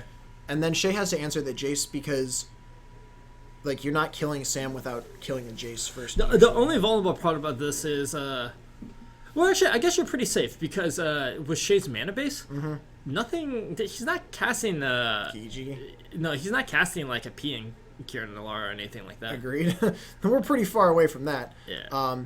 And then Jace gonna roll up and pass. So now Sam just needs 1 more land, and he can go Torrential Gearhulk, do things with K command. Yes. Get him. And Shay draws Rhino. He can cast now. Okay. Mm-hmm. And Shay with a very comfortable cushion on his life total. yes. It will take him a while to lose, but when he loses, it will probably be a slog. So the thing is here, right, is like he does put Sam to 9 with the Rhino. Mm-hmm. And goes back to 26 himself, which is like Sam needs to be a little bit worried about his life total. I mean, Sam does have a very easy answer in just flashing back the Damnation. Oh, with Jace? With Jace. Oh, that's pretty good, actually. I mean, yeah, that's assuming that, Sam can come up with no better play than that. Yeah, I agreed. I do think if he wants to do that, he should just do it immediately, though. I don't want to take any more hits from... This Rhino is... if Sam draws another land, he also can, just block with the Torrential. Yeah, blocking with Gearhulk seems fine, too. I don't know... It looks like he did draw the land. So this is kind of interesting now, what Sam wants to do for this turn. Okay. I mean, honestly, I sort of like... I don't know what Shay's last card is. I think it might be a land. Yeah. But I definitely like the play Gearhulk. So you have two different lines here. You can either immediately flash back the Damnation. TX Rager in the chat, though. An attack plus Resto Rhino could be lights out. I actually agree, and I'm pretty afraid of this Rhino getting flickered. If I'm Sam. I don't mind it too much because, alright, so you're going to plus on Rhino. So it's going to be a 2/5, right? Yeah. So you can ambush it with the Torrential Gearhulk. Mm-hmm. Not right. Like, it doesn't matter. Shay doing something with his lands. And if you have the Jace on 7, you're going to have a guaranteed Damnation to turn afterwards. So flickering it and even going down to 6 doesn't matter. He's gonna minus though. He doesn't care. Okay. So TX Rager, he heard you. Yeah. So I'm really not that big of a fan of this play because this also means that you can't cast a Torrential this turn. Mm-hmm. Agreed. You can't start beating. Yeah. Shay gonna though draw with the Horizon Canopy. Always a great sign when you're playing against Chord because and that's pretty good. Well, I mean, I think you just go on your turn, command it. Command it, discard. Yeah, and then Shay's really in a pickle because then he's got like a 1/1 voice token, right? No, -1/1 token. Oh, sorry. Yes, of course. Yeah. All right. Yeah, but I mean, again, and also Shay, as we see here, like, still at 23 life, just casually. Mm-hmm. Yeah. So imagine and a Wall of Roots. Okay. So discard value not as strong. I'm not sure what else you do though. I definitely like playing. What is that? Oh, that's a Mire. Okay. I definitely like killing the voice here. It makes your Hulk blocks the token for days. Your Jace pluses on the token. Like, I don't like the plus here. This just negates the voice, but like I like plussing on the token later, right? Like if you're going to he's tar pitting. Yeah. Okay. Well, I mean, if you plus here, you're not going to flash in a Torrential, right? Because you're going to give him 2 voice triggers. I exactly. Yeah. So, Nahiri draw. Nahiri, quite a good draw. Yes, very. It's not going to do a whole lot here. Well, I mean, you're not going to draw a card right away. Right. The problem with the Nahiri play though is Mm-hmm. that you can't block it. You can't deal with this creeping tar pit. So it's gonna attack and hit it down to 3. And then you can Jace back a Bolt. Mm-hmm. I don't hate that actually. If you Jace back a Bolt though, your Jace dies, which is your Jace is on 7 though, right? No, your Jace is on 4. Oh, you're just on 4. But again, like Jace dying, also not the worst thing in the world because that means now you can do something with your K command. Right, now you can Torrential Gearhulk, kill your voice, get back my Jace. Yes. That's pretty good. Also good, yes. We'll see what these I definitely don't like leaving him with an active Nahiri. No. That's how you lose the game, is when he brings out an Emrakul and smacks you with spaghetti. Right. If Shay just, draws Chord or just draws the spell Sky, all of a sudden, like, no. Yeah, your burn is really removable. No, I don't like Sam playing that land at all. Playing that land means that when he gets back to Jace, he's not going to have a free card to discard. Mm-hmm. But does he have double activation up? Yeah, he does. Oh, well, if he had double activation, this is fine, too. This is also great. This is fine. I didn't realize he had that much mana available. He drew his 8th land. Okay. To play that. Shay gonna play a tapped Raging Ravine. Alrighty. Alright. Now, we wait. We'll see what happens here. 6 a turn from these is not inconsiderable, but neither is a bunch from the Ravine. All right. Snapcaster here. See, Raging Ravine's so good in combination with Voice. I I like play Torrential, kill your Voice. I really do. I think the line I might prefer is Jace back a Bolt, kill your Voice, Torrential, kill the second half. Ooh. Because you that can, doesn't work though because Shay can animate Ravine tapped. No. So you flashback the Voice, you flashback the path right now, the Bolt right now, and kill the Voice. When Shay goes to attacks, then you can get the K command and block the Raging Ravine, and you get the because it does 2 damage and then you block the Ravine. And then you get the most spicy. brutal of blowouts. Okay, well we're gonna see a 2 mana. This is a Snapcaster Mage. All right. Snapcaster I'm a little less excited about because if you Snapcaster, you can't Torrential Gearhulk. Yeah, and then if you Snapcaster, that means the Raging Ravine is going to be able to get an attack in. Yeah, which is not great. Really, you don't want them to do that. Snapcaster target Bolt or Snapcaster target Command? It's got to be target both here. K command, you can get so much more value out of it. I agree. But it's a 2 mana spell? Oh, he's going to get Brutality. Okay, Brutality is much better. Yeah, I like that a lot. I mean, he still doesn't have Gearhulk this turn, but he's gonna plus on the what? That's just yeah. We've seen this before where people think Jace is like also a kill your thing. Yeah, it's -2, -0. Not, oh man, -2 would be so good. Holy moly! Yeah. Liliana doesn't even plus like that in standard, man. Liliana's just -2, Okay. -1. This is an animate tar pit attack. I like this because you're not doing anything else with your mana. Keep pressuring. Shay is at 17, but you know you do have double tar pit. Draw. I don't know what he drew. I think it might have been a Selfless Spirit though. Shay realizing probably want to animate Ravine here. Well, so, I think Shay drew something where if he played it, he couldn't animate Ravine. So he's trying to decide now what he wants to do. Yep. Well, no, if it's just 2 mana, he can use the wall to make Ravine big, right? If no, it's no, 2 it's, mana. but it's it's fine. Oh, it's 2 mana. Oh, okay, yeah. So Shay can do everything. Yep. Attack. And the question is he going at Jace or is he going at Sam? Which is going to split the difference. The Snapcaster dying now means that the K command is going to get back something good. And not just get back something good. You get back the Snapcaster, and if you draw one more land, you can also cast the Bolt from the Snapcaster. Yeah, alright. Well, we'll see. It looks like he blocked and took 2. Took 2. Yeah. Going to 6. Getting pretty low here. We are getting quite low here. Terminate the draw.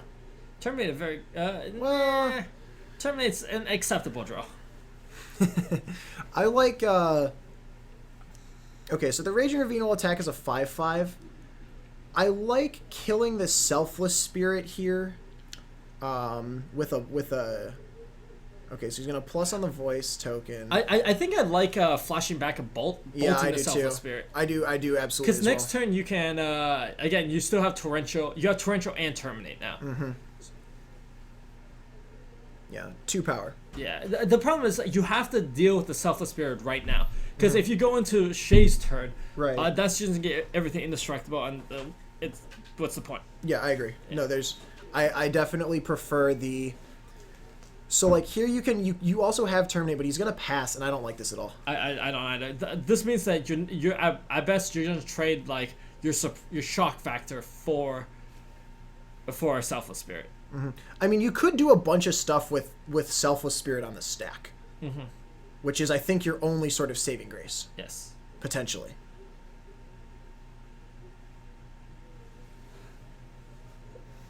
Yeah, okay, so here's the attack. This is a lethal attack. This is a 5 power Ravine plus 4 from the other things. Okay, so you got to play a Torrential Gearhulk here. Whoop!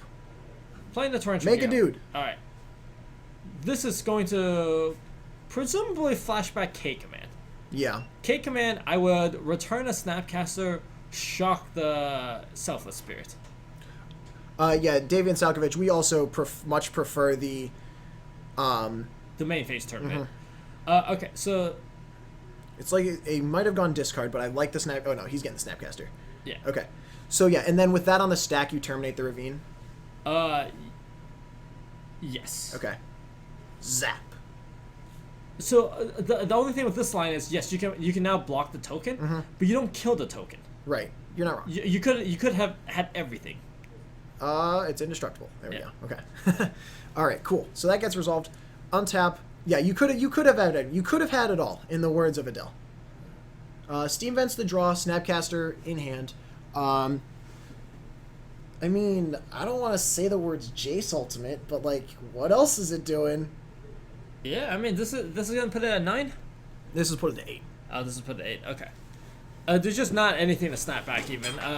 If you flash back a bolt, your Snapcaster all of a sudden doesn't do anything. Right. Yeah, I mean, also you're just plussing on the voice token, so Shay, it'll attack for max 1.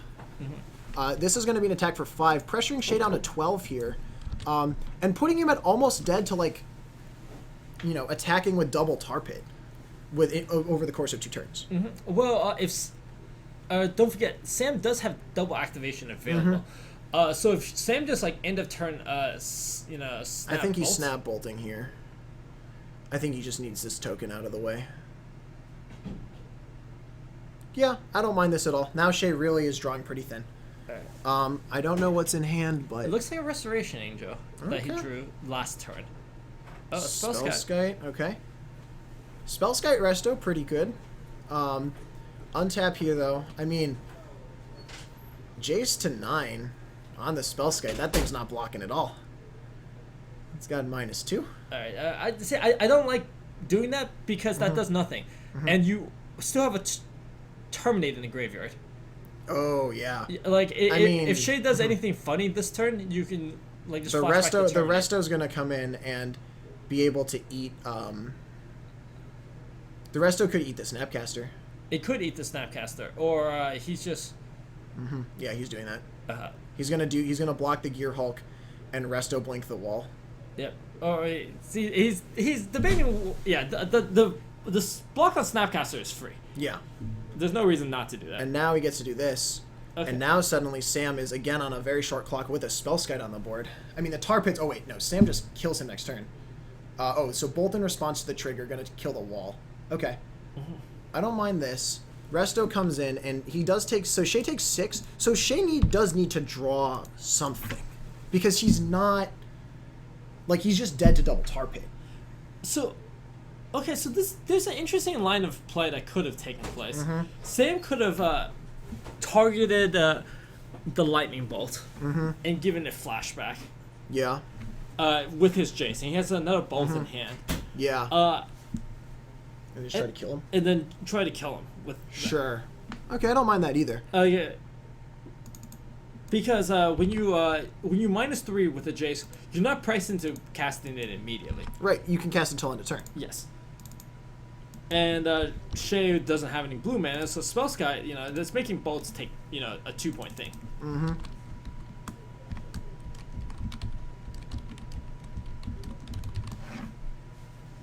Yeah. All right. So yeah, with this game, we saw Shay keep a rather clunky hand and just didn't get there. Yeah, I mean, and he was pretty close. Yeah, He got him to 6. Yeah, with a Resto in play. I think Sam could have potentially taken a couple more optimal plays. Agreed. And just got squeaked out a little bit extra value, but in the end, it didn't end up mattering. Right. One card that we still haven't seen from Sam is the Liliana the Last Hope, and I wonder if he boarded them out, but, like, I don't know. Seems kind of grindy to me. Well, on the Last Hope, it'll kill a lot of things, much like in Standard. It'll kill a Selfless Spirit. Yeah, really. That's a very standard play right there. Yeah, and it'll kill a lot of birds and stuff, but it does look pretty anemic against a lot of things. I mean, yeah, it just, like, plus on certain things is just, like, not... Like, Tarmogoyf, get plus on, okay? It's, like, it's still pretty big. Yeah. It still kills the Lily. The Key Chord does play a surprising number of X1s, though. Birds, Hierarch, maybe? Birds, Hierarch, the P and K tokens, even Mind Sensor, Eternal Witness. Like, all of these are just a lot of nonsense X1s. Cards that get dunked on by Liliana. That's true. Yeah, I mean, it'll be interesting. It's also only a 2 of, so it's possible he didn't draw them. But, yeah, we're going to go to Game 3 here, and Shay will be on the draw. On the play. on the play. Excuse me, which gives you the option to turn 1 birds into 3-drops for days. Yeah, no, I mean, we'll see. Also, one thing that we really also haven't seen is the impact of Nahiri. Yeah, Shay did manage to play in Nahiri that game and just did actual nothing. He played in Nahiri plus it and then immediately died to tar pits. Yeah, that is... I mean, that happens, like... I don't know. We'll see. Okay, looking at Sam's hand, couple lands, a Terminate. Didn't get a good look. Shay has at least a Birds, so, like... He's going to play this tap. I thought he had a Birds. He must not have he must not have a Birds. Ancestral Vision suspended here. Okay. This is a greedy start, but with Terminate backup, it seems fine. Not getting punished for this, man. Yeah. Pride Mage going to be the play for Shay. Roll down that counter. Also Serum Visions, also Inquisition, also Cryptic. Seems great. Looking at the hand. Emrakul, Eternal Witness, Wall of Omen's Path. I like taking the wall. So the problem but is you get just Ewit. You have to take the Ewit. It's like taking Snapcaster. Right. It's like if you don't take the Ewit, he literally just buys back whatever you killed. All right. So, and then what else is he gonna do? Probably, I like playing a Shock Land and casting Serum Visions here, just to keep the card velocity moving. Yep. He does have a Cryptic in hand, so like at some point you're gonna have to, get to 3 blue sources. Torrential Gear Hulk, and I think Tar Pit on top. See, the problem with the hand here is that the for Sam is that the card. So he's gonna bottom the Gear Hulk. Is that he doesn't have triple blue right now. Yeah, he only has double. He will have the triple with. All right, so Sam gonna be greedy. He's gonna keep the Torrential. Oh my gosh. But that's fine because he'll have triple blue with the Tar Pit next turn. Okay. Yep. Wall of Omen is going to be the play here. And Shay, switching his lands and spells in accordance with and draws another wall, has also drawn the Kiki Jiki and the Emrakul for, I think he's had one or both of those cards in hand every single time, every single game this match. Hey, if you're going to play the Emrakul for the Nahiri, you're going to draw it a lot. Yeah. Watery Grave off the top here. I don't hate Terminate on the dude, yeah. I don't either. This also gets underneath Restoration Angel. Agreed. Shay gonna go to 19 on the fetch end of turn. You know what's great though is when you Kiki Jiki a Wall of Omens. I mean, sure. Right? Do you know how much value that is? You get an 0-4 blocker? Technically correct, yes. So Sam is just praying that Shay doesn't do anything too ridiculous this turn, so that he can untap with Cryptic Command. Yeah. That's the dream, right? It's like it's turn 3. You're like, please, just let me untap one time. All right. Well, I mean, Shay's play is just going to be cast a Wall of Rooms and maybe find a 4th land. The dream. Maybe. Finds a 4th land. Wow. What a player. Okay. All right. Yeah. So Shay's going to think he's going to be very good because he's got a Chord for 3 now. But that's just going to run headfirst in the Cryptic Command. Dude, Cryptic Command feels so great when you do stuff like that. I believe that Sam... No, Sam drew the Torrential that he had kept on top. Yeah. All right. Ooh, man. Torrential flashback Cryptic Command. The dream. I don't know. And let's not forget, Sam is also going to be drawing 3 next turn. For sure. Yeah. Oh, yeah. Oh, right. Yeah. No, AV's happening. All right. Play the birds? Fine. Yeah, the birds, with respect to Chord, is free. Oh, it looks like he can't even cast Chord Calling right now. He does not have triple green. He can once he untaps. Once he untaps, he will be able to. And Sam's like, does Sam notice this? I mean, I don't think he can do anything about it, but... Yeah. Okay, cast AV. Draw Looks some like cards. Sam thought about just casting Cryptic Command so you get torrential value. Okay, so I like brutalitying the birds a lot, actually. I actually really like brutality. Look at your hand, and then make him do it. Right. The problem is, and then you take his path. Oh my god, it's so good. If you make that play, you no longer have Cryptic Command. Yeah, but dude, he's gonna cast his Chord anyways. No, because you're gonna take the Chord. No, but he's gonna. Oh wait, yeah, no. This is perfect. No, brutality, pitch a land, kill your birds, take your Chord. Yes. That has value written all over it. So it's important that this play only makes sense if Sam notices that Shay doesn't have triple green. Get in there. And it looks like he might. Oh man, please discard Lighthouse. That card's so. Oh no, Blood Crypt is way worse. What am I saying? Yeah. All right, amazing. Perfect. Kill your birds. Look at your hand. Yeah. Ooh. No. No. It's fine. We'll see if they notice. We're gonna give Shay an opportunity. Oh, he got. We're gonna give Shay an opportunity to correct his mistakes, and it looks like he did find it. Shay obviously was not. He was unhappy about that. Yeah. His hand is basically unplayable once this happens. How bad is this hand? So Shay could path his birds to find a mountain and then hard cast a Kiki next turn. That's fine. Yeah. Does it look like Sam Schultz cares? No. Now this play is incredibly embarrassing if Sam has a terminate, which he just happens to not have one. But Still fine. What, terminate on the Kiki Jiki or terminate on the birds? Or on the wall of omens, okay. and then. Oh yeah, sure. Okay. So Chord gonna hit this. Emrakul Kiki in hand seems great. And by great I mean not great. Jace gonna come down. Okay, so the Kiki Jiki's gonna live for 1 turn max, and then he's gonna flash back a terminate and just give it. Oh, he drew the resto though. So Shay's in a predicament here. He can't play the Kiki Jiki because if he plays it, he's only gonna get 1 activation of it. He knows about it because the collective brutality is just gonna do it. Okay. So Shay decides I'm okay with that. Draws a card. Okay. Passes the turn. All right. He's got a resto, an Emrakul, and an Ahiri in hand. Oh, and Sam has a damnation. Flip the Jace, cast Damnation? So the problem is, Sam has the mana to not only flash back the collective brutality, but also hold up Cryptic Command. Dan, you're speaking music to my ears.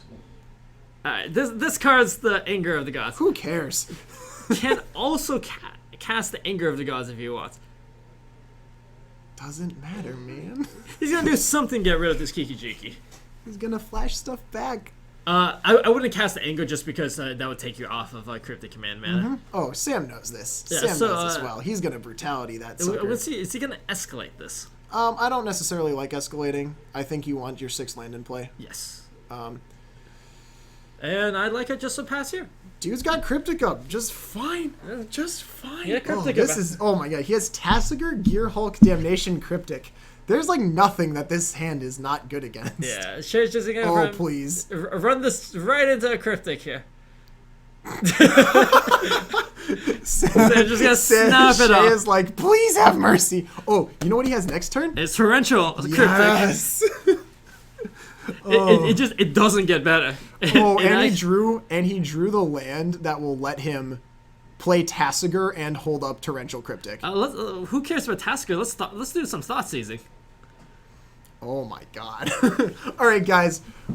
Let's see some thoughts. When someone says he has the everything, this is what they mean. Davion, Emrakul is hard castable because you have mana dorks and stuff. Although it is very, very difficult. Okay, so he's gonna play the Tasigur. He's not gonna Thoughtseize. Okay. This is fine though because you know what else he has? He has Cryptic with. Yeah, actually, now that I think about it, I like this play a lot more just because Tasigur. Pressures, yeah. Well, no, if your opponent doesn't do anything, you okay, it's like Tasigur. Oh, he draws into Ahiri. Get out of here, kiddo. Now I like Thoughtseizing though. Yeah. Shay just angrily gesturing his Emrakul into the camera. Shay would just desperately wants to resolve on Ahiri to get rid of this Emrakul. He really doesn't want it in his hand. Honestly, I wouldn't even have him discard stuff now with Kolaghan's command. Tar Pit tapped, Thoughtseize him. Thoughtseize him. The thing is, if you Thoughtseize him and you are forced to take the Emrakul... No, you have to take the resto. No, you don't know about the resto. You know about the Emrakul. That's true. If it's a land plus Emrakul, that feels bad, yeah. Yeah, well, look at what's in Shay's graveyard. If you Thoughtseize him... Okay, so he attacked and hit him for 9. Yeah. He's gonna go to 10 here. So he's like pretty almost dead. Not dead, but like very almost dead. Yeah, but you do miss the window for like Restoration Angel, but now you have Tasigur activation up. Shay says in response, I'm gonna do this. Yeah, in response, I'm gonna make sure we get the value here. Yeah. Okay, this is fine. Yes, Sam can't do anything about this. He draws a land. Yeah. Okay, yeah, this is where you don't Thoughtseize. He lighthoused. Oh, he's drawn. Oh, he lighthoused. Yes. Yeah, sure. I like that. I like lighthousing more. when I have a choice between Lighthouse and Tasker, like most of the time, because most of the time I'm looking for improving the card quality in my hand, and I'm just going to get the worst card out of my graveyard. So like I can't tell what's in the yard up there for Sam, but if it's only one card and you don't necessarily want it, I prefer the Lighthouse a lot, actually. Okay, so now we've got Snap, Bolt, Snap. Yep, so first off, you start here with an attack. Yes, you definitely start with an attack. You just crunch. You get them. And this is where a little bit Kiki Chord, like... Oh, there's also, let's not forget, there's a Tar Pit hiding down there. Please. There's also a Snapcaster. I forget what's in the graveyard. Yeah, I think... Oh, there's definitely a Terminate in the graveyard. Is there a Terminate? Yes. Yeah, that's the other card. Snapcaster. Okay. Oh, man. A little bit of salt coming from Shay. Alright. Now you hit him for 9 again? Yeah, there's no reason not to make this attack. Sam is... Oh, he's firing up Tar Pit. Yeah. Forget about it. Shroom. That's going to do it. Shay Straussman says, no more. I can't deal. Grixis Control going to take it in 3 over Kiki Chord. We're going to step outside and make sure there's no other matches we can squeeze in. For sure. For sure. If you're... Yeah, no, if Chad, if there's stuff that you want us to talk about that we haven't gotten to yet, we would definitely appreciate suggestions for this interim time between rounds here, as players will de-sideboard. Whew, that was some Grixis stuff. Definitely will say that much. Yeah. Just sort of wow. So, I'm sort of at a loss for words over in the booth right now. There's not, there's so much value in all those plays, and Shay just unfortunately not having a very fluid or streamlined hand. Okay, State of the Modern format, we can chat about it. I'll be honest though, like I'm not sure if we have anything new or interesting to say about that topic, just because it's on everyone's mind all the time these days. Oh, our powerful hate cards necessary is something that I can talk about that we can bring Dan in here.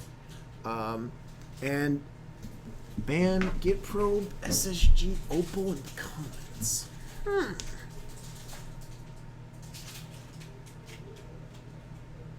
Matt, did this matchup accurately portray Grixis Control's matchup versus a pile of feces? I wouldn't call Kiki Chord a pile of feces. I really don't think, it's that bad.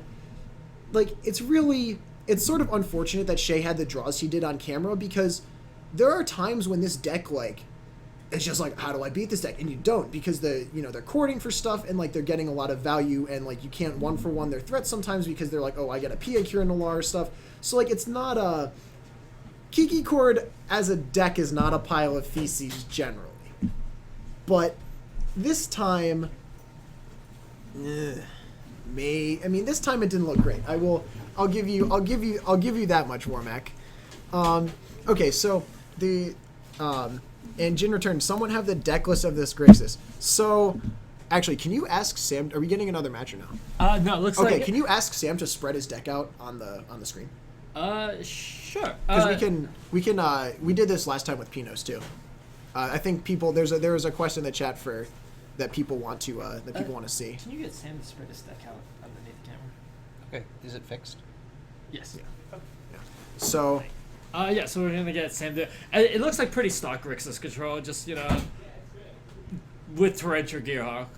There's also Liliana's and Inquisitions though. No one's played Curry Burkhardt doesn't play Inquisitions. I cannot get behind this Liliana plan. You're getting such little value from it. Dude, you get Snapcasters back. How do you lose? If there are Snapcasters. Yeah. All right, here we go. We're gonna sort this out.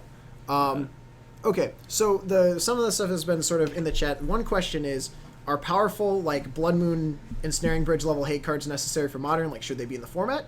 And the other one is some specific banning suggestions for specifically Git Probe, Spirit Guide, Mox Opal, and Become Immense. What are your thoughts on those 3 bannings, and then get to the hate card question? I could see all of them but Git Probe being banned. in some context. You think Get Probe is safe? I think Get Probe is safe, yes. Okay. If Get Probe gets banned, all Phyrexian mana spells get banned. Okay, sure. Which, like, is unlikely, but also something Wizards could do. They could just say, no. We made a huge mistake. Do you ban Spellskite, though? Sure. Wow. So the thing is like, Spellskite is, Spellskite does a lot to make the format safer. Yeah. The other thing is, like, Spellskite is, I think, one of the most popular sideboard cards in Modern. Yes, it is. Man, this is really just like Grixis fun-ofs. Holy moly. Yeah, this is just Grixis cards that are good. Which, when you're playing powerful cards, you just put a lot of them together. They will be synergistic with each other. Yeah. Oh man, he got Chandra Flamecallers out of the board. Okay. And it's hard to sort of, the glare is making it a little difficult. Right. But he has this is interesting. He has the Madcap package. Or not Madcap, it's Madcap Experiment. Yeah. Can MTGCardmarket host a flavor stream?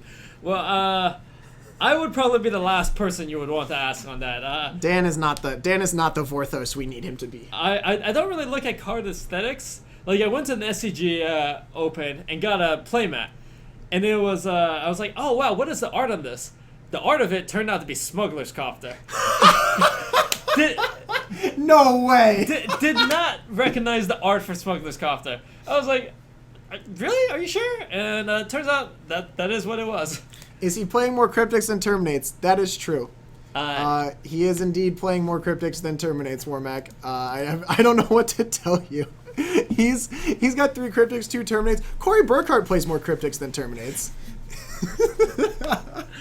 Oh man. Goodbye, generic age 10 for 600 seconds. Rest in peace, Mubat with no mercy.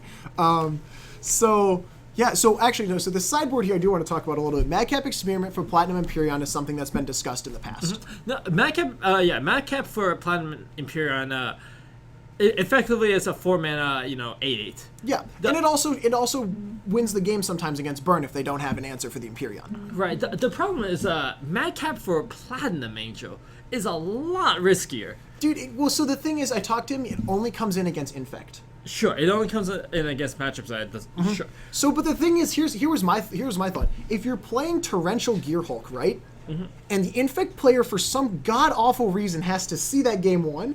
They're like, oh, I could kill that with my Nature's Claims. And then you go Madcap for Platinum Angel, and then they claim it when you're at negative life? Like, what? How do you win? And let's not forget, the Infect player also has Dismember. And yeah, you're not wrong. You're not wrong, dude. Whereas Platinum Empyrean does not die Dismember. Platinum Angel certainly does. Yeah, I believe Angel is a 4/4. It is. So, Daniel, just cryptic the removal. It's fine. This plan has a couple of holes in it. All it has to do is backfire 1 time, right? And then he'll never play it again. Oh man, that is. Whew. That is a card.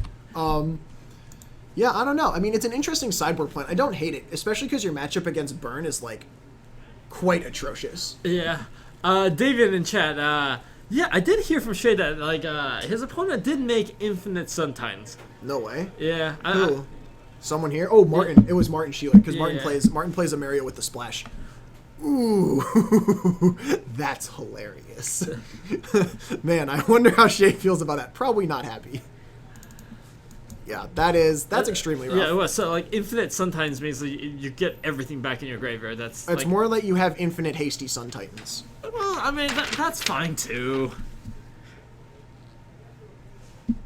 All right, so we're gonna be going to our last match here. We're gonna get 2 3-0s here. Yeah, okay. Yep. So Dan gonna hop out of the booth momentarily, and yeah, that's gonna be.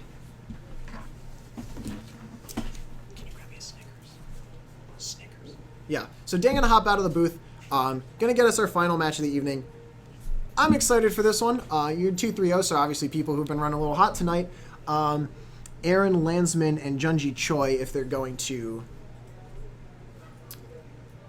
if they do want to play on camera, which they haven't had a problem in the past, I think doing so should be pretty interesting. Junji last week, or this previous weekend, was a win in and away from top 8 in at GP Milwaukee.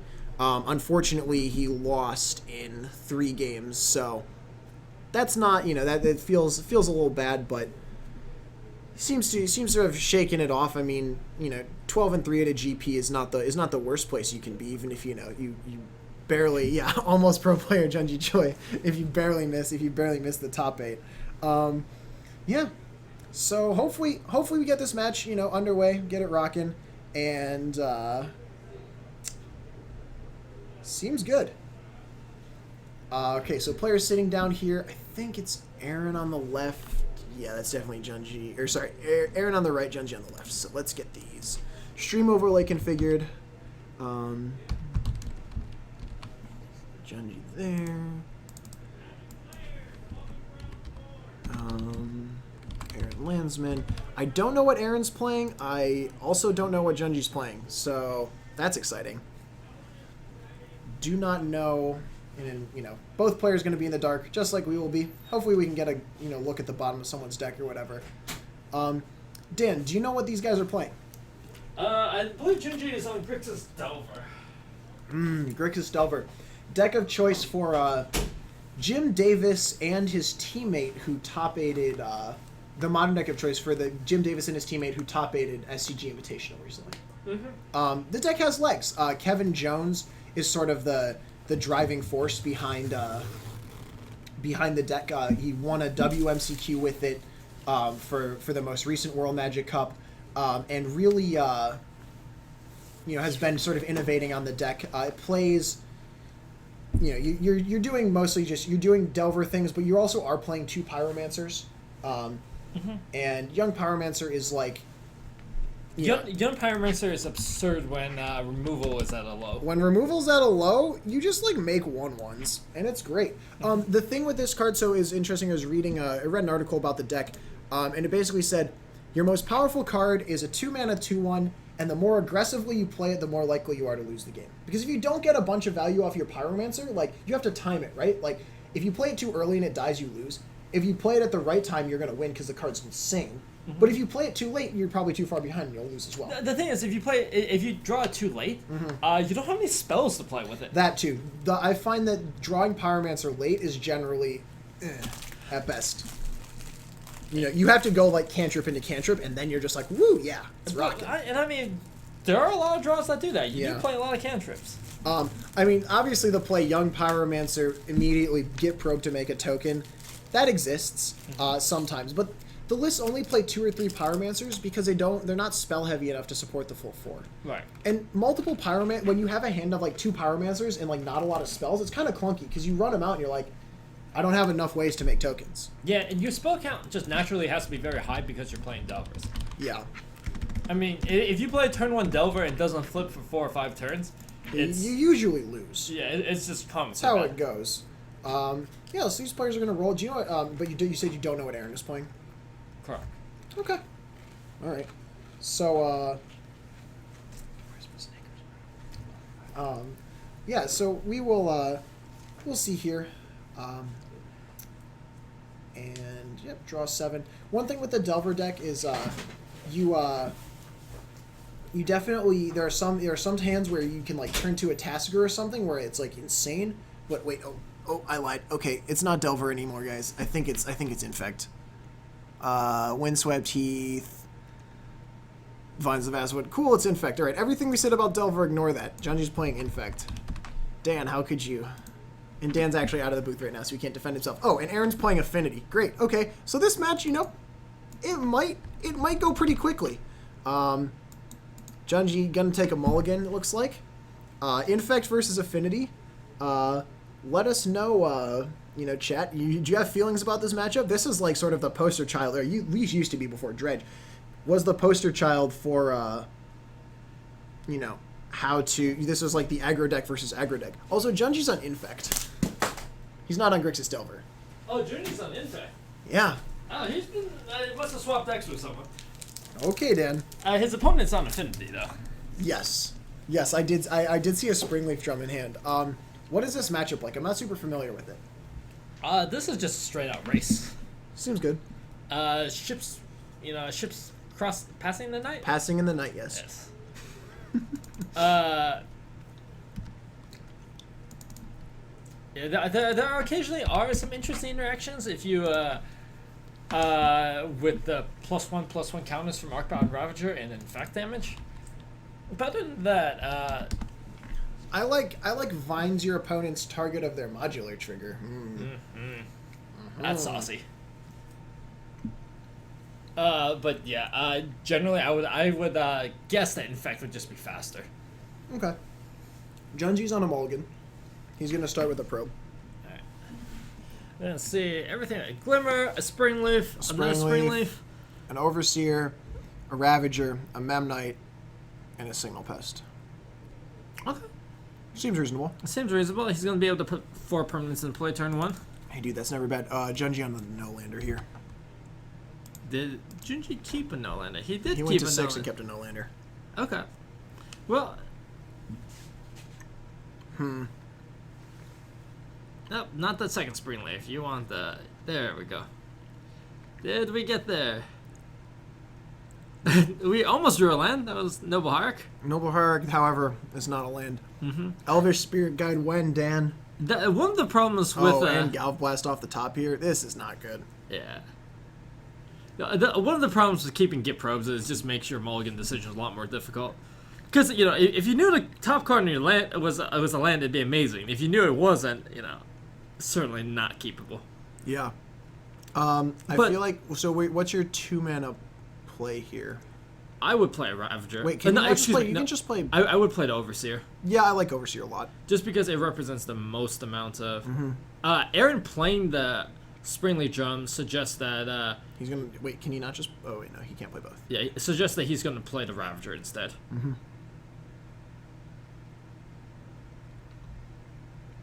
He's typing 4? I'm not sure he had to tap all that mana. I think he paid 3 for the Steel Overseer. Unless Okay. he attacked for 1 with Memnite, but I didn't see people moving yet. Discard. Junji discards Vines. Sads. Yeah, it looks like we might be getting allies on camera. Allies? There's 2-1 allies player. Really? Yeah. Alright, so Aaron does have access to 4 mana here. He can play the Vault... Oh, he can play the Overseer. Ravager, you mean? No, the Ravager and the Vault Scourge. Bam. Go to 18. Yeah, so I would tap the Signal Pest for mana here with the Springleaf Drum. Play the Ravager, activates Overseer, attack for 2. Oh, excuse me. He put... no, tapping the Signal Pest makes much more sense. Tapping the Vault Scourge? A Vault Scourge, yes. Yeah. I'm All just word An attack, and so that's going to be 1 from the Pest and 3 from the Memnite? Yes. Okay, so that'll be... Junji will fall to 16 or to 14. Even if Junji drew Black Lotus, I do not think he's dead on board next turn. Oh, Affinity. Unfortunate keep for Junji here. But his hand's probably nuts with 1 land. Like, Yeah. Oh, he drew an Inkmoth. Oh, the worst land. Junji, being a trooper here, playing it out. Hey, man, you never know when they're going to forget their attack step. It's much harder to F6 through your turn in real life. I don't know, man. I don't know. Gotta believe. Gotta keep up the fight.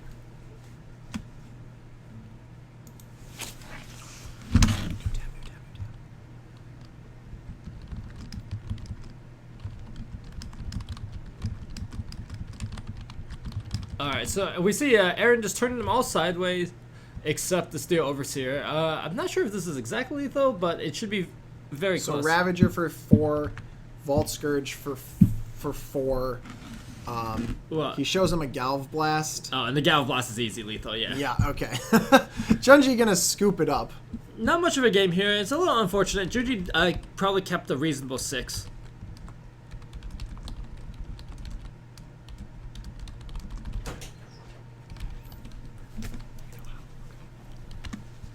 So, yeah, I don't know. It's hard to say a whole lot about that game other than unfortunate for Gingy. Yeah, it's a problem with Infect sometimes. Well, we did see Aaron show kind of an interesting card. That was Scissors. Oh. Yeah, he's got Scissors, I believe, in the sideboard. Mm-hmm. Seems good. Mm-hmm. It's a card that hasn't seen play very recently. You know when it last saw play? It was in Standard. No, it did see some play in Affinity list. Yes, but the last time it really did see play was when it was the hallmark of the blue-red artifacts deck in Standard. Right. That deck was insane. That was also, if you go look up that coverage, I don't remember what Pro Tour it was, but there's a guy who, like, mulls to 3 in the finals of a Pro Tour. And then proceeds to get wrecked. But, like, you know, he's in the finals of the Pro Tour because obviously in Soul Artifact was doing something busted, right? Like, Darksteel Citadel was in that format, so you could, like, put stuff on it. But you could also do the crazy thing where you're like, Shrapnel Blast you 3 times this game. Yes. And then you win. Yeah, so... I don't know. That was an interesting Pro Tour back there. And so Artifact on Darksteel Citadel was pretty brutal to have to deal with. You had Absent Charm pretty much just the one way to deal with it. I guess Absent Charm was so good. Like, everyone was like, oh man. Oh, you could also, theoretically, if you wanted to, you could Jeskai Charm it to the top. Mm-hmm. But, like, Absent Charm was so good, dude. Like, it was instant speed. Like, Sign in Blood. It was a pump spell. It was a hard removal for their big creatures. It was a pump spell that you could split up, which was really important too. Yeah, no. You can take 2 counters on anything you want. It's really, really good. Mm-hmm. Yeah, I don't disagree. Seems excellent. Yeah. All right. So let's see if we can get both players shuffling up. We're going to see a if we can get a slightly more competitive game. I mean, Junji did have a permanent in play, but at the end of it. Okay. Sure, we'll count that. I think if Junji missed 1 land drop, he would have been okay. Missing the like if he just went land on turn 2, would have been fine. But not having that to turn 3, and also having Ink Moth is like not good. Like Ink Moth doesn't cast Glistener Elf. Yes. Doesn't animate without another land. Right. Now it can animate itself. Hooray! You have a creature. You don't. You know, if you have a worship out, you don't die. Technically correct. Yeah. So. Well. Again, fingers crossed that game 2 is a little less one-sided. Mm-hmm. Yeah, you know, sometimes this happens. This is honestly a very modern thing to have happen. Yeah, well, I mean, because your hands can be so powerful. If you're just missing 1 piece, and if you know, right, you can just if you hit that 1 piece, you just win the game on the spot.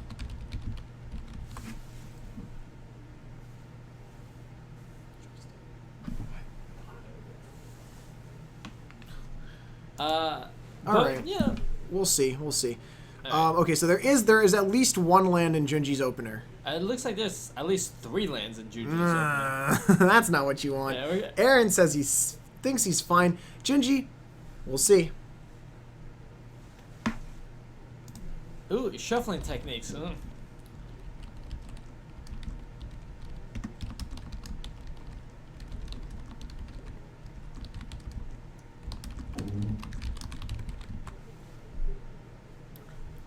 Yeah. All right. So Junji is gonna have to go to 6. It looks like. And it looks like Aaron's keeping 7. Yeah. It's not. I mean, I don't know. I feel like almost like Affinity is like somewhat more reasonable, like decent hands, whereas Infect has a lot of unkeepable hands. Yeah, Junji's got at least the Ink Moth in hand, so. Okay. He's gonna scry to the bottom. So. Alright, starts off with the Ink Moth. Let's see how many permanents Aaron can put into play. I mean, he's got an Ornithopter and an Ink Moth of his own. And a Blink Moth, and a Glimmer Void, and a Vault Scourge, and a Drum. His hand looks very land heavy. He's got 3 lands? 3, and the Signal Pest is effective land. The Signal No, Pest? that's the Springleaf Drum? Springleaf Drum. Yeah. I'm Okay, just well, saying. Junji finds a second land like a pro. Alright, we're gonna fetch here. I think he's probably going to Fed Shock. Because you need sometimes you want both colors. Affinity does have the ability to present a fair number of blockers. It does. Less so against Blighted Agent. Yes, because it literally can't be blocked. But like against Inkmoth, Affinity is pretty well set up to just block for days. Mm-hmm. Although, oh, nice. So Junji had a hand with Glistener Elf. Now he finds a green source. So he's going to play that and pass back over to Aaron. I mean, Aaron has land access to 3 mana, so he can play Signal Pest and Overseer here. Mm-hmm. I like that. And also, an attack for... Oh. The attack for 1. That's better. Oh, Spellskite. Spellskite's quite good here. Jeez. I feel like Junji might not be able to tough this one out either, Dan. Well, attack for 1. Junji falls to 16 when Aaron goes to 21. I mean, the life gain for Aaron probably not going to matter all that much. But no, likely not at all. Signal Pest here. Pass back. Got to kill that Spellskite somehow. Is that a Nature's Claim? Oh, he does have the claim. What a player. But does he want to... I think you have to kill the Spellskite, right? Yeah, Come on. This is not close. Spellskite not close? Yeah. Alright, he's gonna... Fire it off. Get him. Aaron goes to 25. Mm-hmm. Yeah, one thing And an attack for 2. Yeah, with the attack with the Vault Scourge as well, it means that Junji had a free attack. Mm-hmm. Like, even if he had just attacked with the Glistener Elf, he forced Aaron to have to block with the Spellskite and then potentially lose it to, double Blossoming Defense or something like that. Yeah, Blossoming Defense, probably a card we talk about most on the Infect streams because it's new and stuff. That's not Blossoming Defense, I swear. Alright, there we go. That's Blossoming Defense, though. And I believe Aaron's last, useful card is a Ravager. I thought it was an Overseer. Overseer's not bad either. It's important in Affinity to have one of your payoff cards. I'm 100% that it's an Overseer, though. Okay. I mean, watch me be not 100% when he plays a Ravager, but we'll see. Yeah. The Overseer is just going to be a little bit slow. Agreed. I mean, the thing is he does have just, blocks forever. But the thing is, there's a lot of 0-1, 0-2 blocks. Yeah, that's right. And if Aaron wants to animate, if he animates an Inkmoth, that will permanently shut down one of these attackers. That's fair. But if he wants to do that, he has to hold up a ton of mana.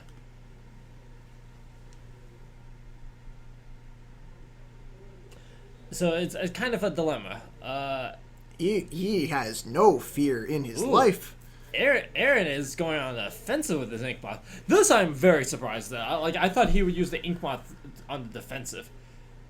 This just sets him up to just die this turn. Okay, attacks though. He's like, no, wait, think about it. Yeah, he realized he has to leave up 2 mana to. Oh, is he on the Infect train? Maybe. It looks like he is. He's gonna swing for 3 Infect. 3 Infect and 2 damage. So 3 damage. Yeah. 2 damage. 2 damage and 3 Infect. He pumped with the Blink buff. Right, but the Ornithopter and the Vault Scourge are gonna get Oh, Battle excuse Cried. me. Yes, yeah. Attack for 3. Yeah. So Aaron is leaving himself dead on board to quite a few sequences. I mean, yeah, I don't. I'm This, concerned. Yeah, I'm not a fan of this line, especially when you have an Inkmoth. Inkmoth is one of your best cards against Infect because you can block and it's just free. Right, I 100% agree with you. Junji gonna probe down to 11. Overseer land. Yeah, especially with an Overseer in hand, there's no reason you. If you have a Ravager in hand, maybe this line makes sense. You can sack a board and attack. But it's not a Ravager, right? So now does Junji have Become Immense? He has Become Immense on his Elf, and is that just... No, that's 1 short. That's 1 short, and he needs to be able to animate the Inkmoth too. So... He's so close, though. He's very close. If he has 1 mana Pump Spell plus Become Immense, he has it, but he... Alright, this is an attack for 1. Alright. Oh, Viridian Corruptor. Okay, the Viridian Corruptor. I'm a little surprised to see it take the Vault Scourge as opposed to the Signal Pest. I mean, I guess like Junji's clearly on the attack here, and Vault Scourge is the only card that like blocks profitably. Yeah, I guess, and you can't hit the Ink Moth Nexus either, right? So like, although now Junji with just like loads of Infectors. Yeah, now Become Immense is just lethal. Yes, cast on anything. So Overseer is going to come down for Aaron. He's going to figure out what he's going to tap to do it. Taps. Now he wants to make sure he leaves the Ink Moth up. It looks like he wants to tap it though. He's tapping it right now. If you block with the it's important to remember if you Ink block Moth with is an a Infect free- creature, yeah. it does damage your -1/-1 counters. Mm-hmm. Yeah, absolutely. So Overseer tapping those two. Oh, and is he attacking? I think he is. I'm a little confused why Aaron feels that he should be racing here. Because, I am as well. Yeah. Here are the attacks. So this is going to be an attack for just 3 Infect. 3 Infect, yep. Because, Aaron is quite far. Like Aaron is actual dead. Aaron is now dead on board. You attack with the Viridian and the Elf. Oh wow, Junji with the triple Ink Moth draw. Yeah. Working out well for him. And like Aaron's line just doesn't make much sense either, because like at any point, Junji can just fire up an Ink Moth and block. Right, and then he blocks your Ink Moth and suddenly you have no more Infect damage available to you. Yeah, it's a little bit confusing why this was the line that he took. Oh man. Yeah. Become Immense, Blossoming Defense, Galv Blast, not good enough. The last card there from Aaron. Mm-hmm. So this is going to do Nice. a 9 just by itself. Yeah, Yep. with Aaron at 3. Not good enough. And So he's like, oh no. so then Aaron left up Galv Blast thinking that that would be able to buy enough time. Turns out Become Immense is still a really good card. Yeah. Whew. Alright, so game 3. All right, well, we are going to see a game 3. Junji, even though he had to mull the 6, working out there. But I really think that like the reason he was able to get in for the Infect that he did was because Aaron was not afraid enough. Mm-hmm. Right? Like Aaron sort of Aaron didn't respect how the much damage Infect yeah. can do. Yeah, absolutely. So, and I mean, I feel like it's, whenever I play against Infect, right? I have the fear. Mm-hmm. I don't want to attack into things where it's like, oh, if he has, each of these 3 cards, he can kill me.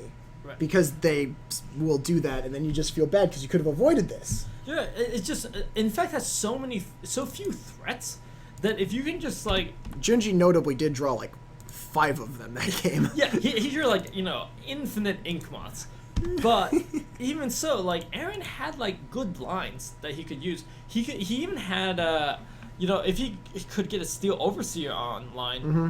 All of a sudden, like if he's activating it, His Ink Moth is blocking forever. his Ink Moth blocks forever. Yeah. Yeah, it's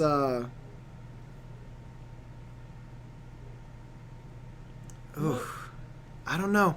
Yeah, this is a little bit confusing there, but game 3 we'll see. I mean, there's the potential for Aaron to do the Mox Opal start where you play like the turn 1 plating and then you hit him for like 12 or something like. Oh yeah, both decks certainly capable. I don't think Infinity can have a turn 2 kill, but Infect That can certainly kill can. I mean, Infect can kill turn 2. I mean, it's might muta, but I don't know if I mean Affinity certainly does it. Does it? No, there's no way.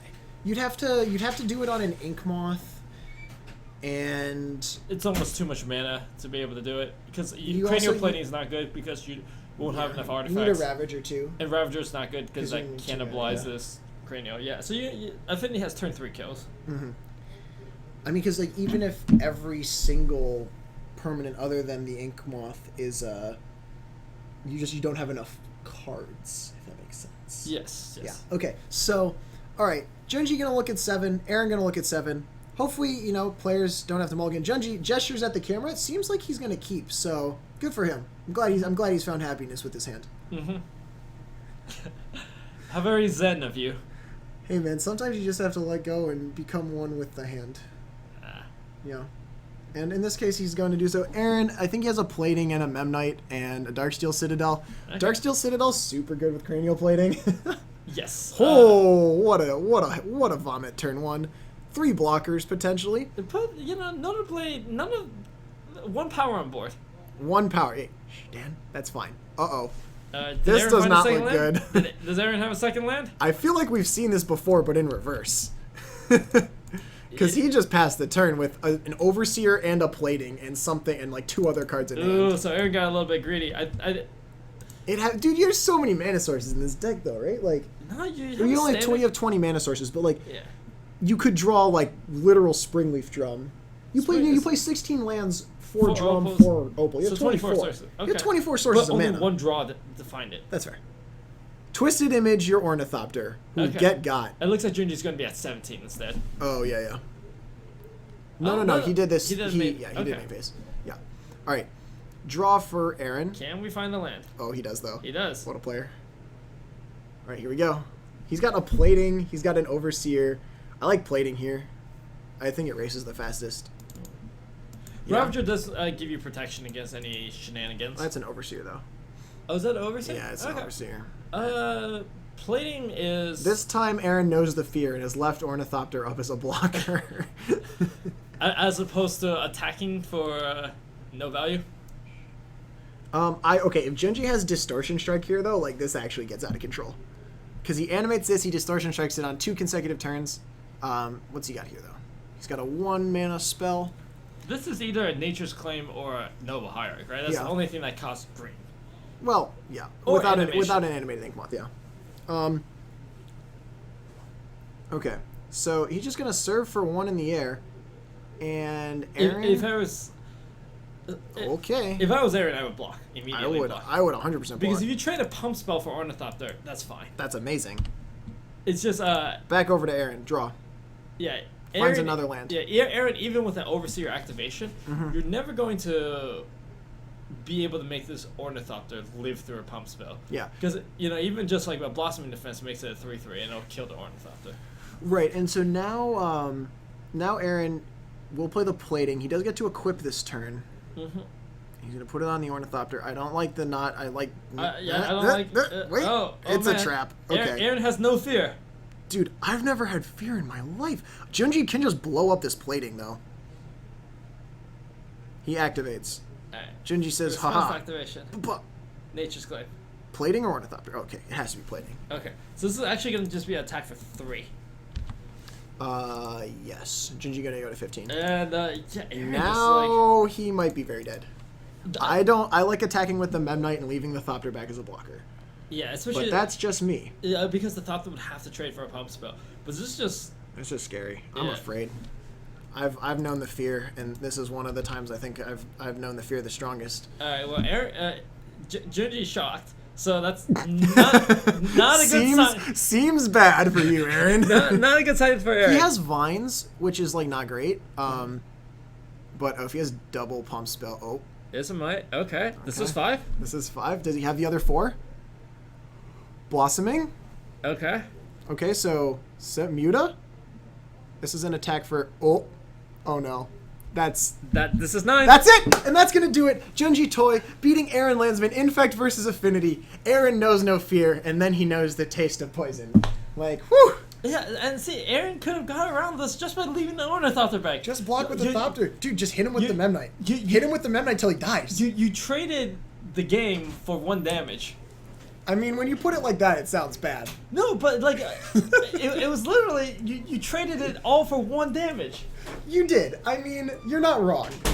Junji with an excellent, might, and then he needs another +4, and he has Blossoming Muta instead of just another might or whatever. Yeah, but there are any number of draws. You're not wrong. Dan, look, you're 100% right. Because, if Junji activates Ink Moth and then plays... Oh, I think he might have been 1 off of Become Immense, but, it was really close, right? If he has a Probe or a Fetch land there, he could just Become Immense plus another spell, And even more importantly, it wasn't like Aaron was taking the line of, hey, I can set you up for a 2-turn lethal. Right. If Junji, if this, attack put Junji to, 5, and Aaron was like, this is my only route to victory. I'm going to put you on a 2-turn lethal. But, Aaron couldn't kill Junji on the next turn. Absolutely. Yeah, so Junji Choi going to get it 2-1, Infect over Affinity. And yeah, so I think... Okay, so we're going to throw it back up to the booth. So this is the final stream of Modern for the year 2016. We want to thank everyone who's joined us along the way since September when we brought the stream back. We've had a great time doing it, and we hope you have similarly enjoyed yourselves. The next date that we stream will be in January. And it'll be January 4th. January 4th, that Wednesday, Modern will return. But until then, Dan and I are going to be traveling and won't be in Chicago for the next couple Wednesdays. Hopefully, everyone has a safe and happy holiday season. If you're in the Chicago area, Card Market will still be playing Modern next week and the week after the 25th as well. So definitely stop by if you're interested in getting your Magic fix on. Yeah, and MTG Card Market will also be a vendor at GP Louisville, which is this first weekend of January. Okay, and it'll be the Legacy Open that SCG is hosting. Oh, awesome. Yeah, okay, so that'd be cool. Yeah, if you're from around the country or going to that event, please stop by and say hi. Or if you just ever see one of us at an event, we would totally. definitely happy to meet anyone who is watching this stream. Definitely inflates our ego a little bit, but that's totally fine. We've really enjoyed doing this. I look forward to casting every week, and we really appreciate the support that we get from y'all in the chat. Thanks for telling us what the card art is, and also calling illegal fetch plays, because we definitely don't notice those as often as we should. So again, have a safe and happy holidays, everyone, and we will see you January 4th.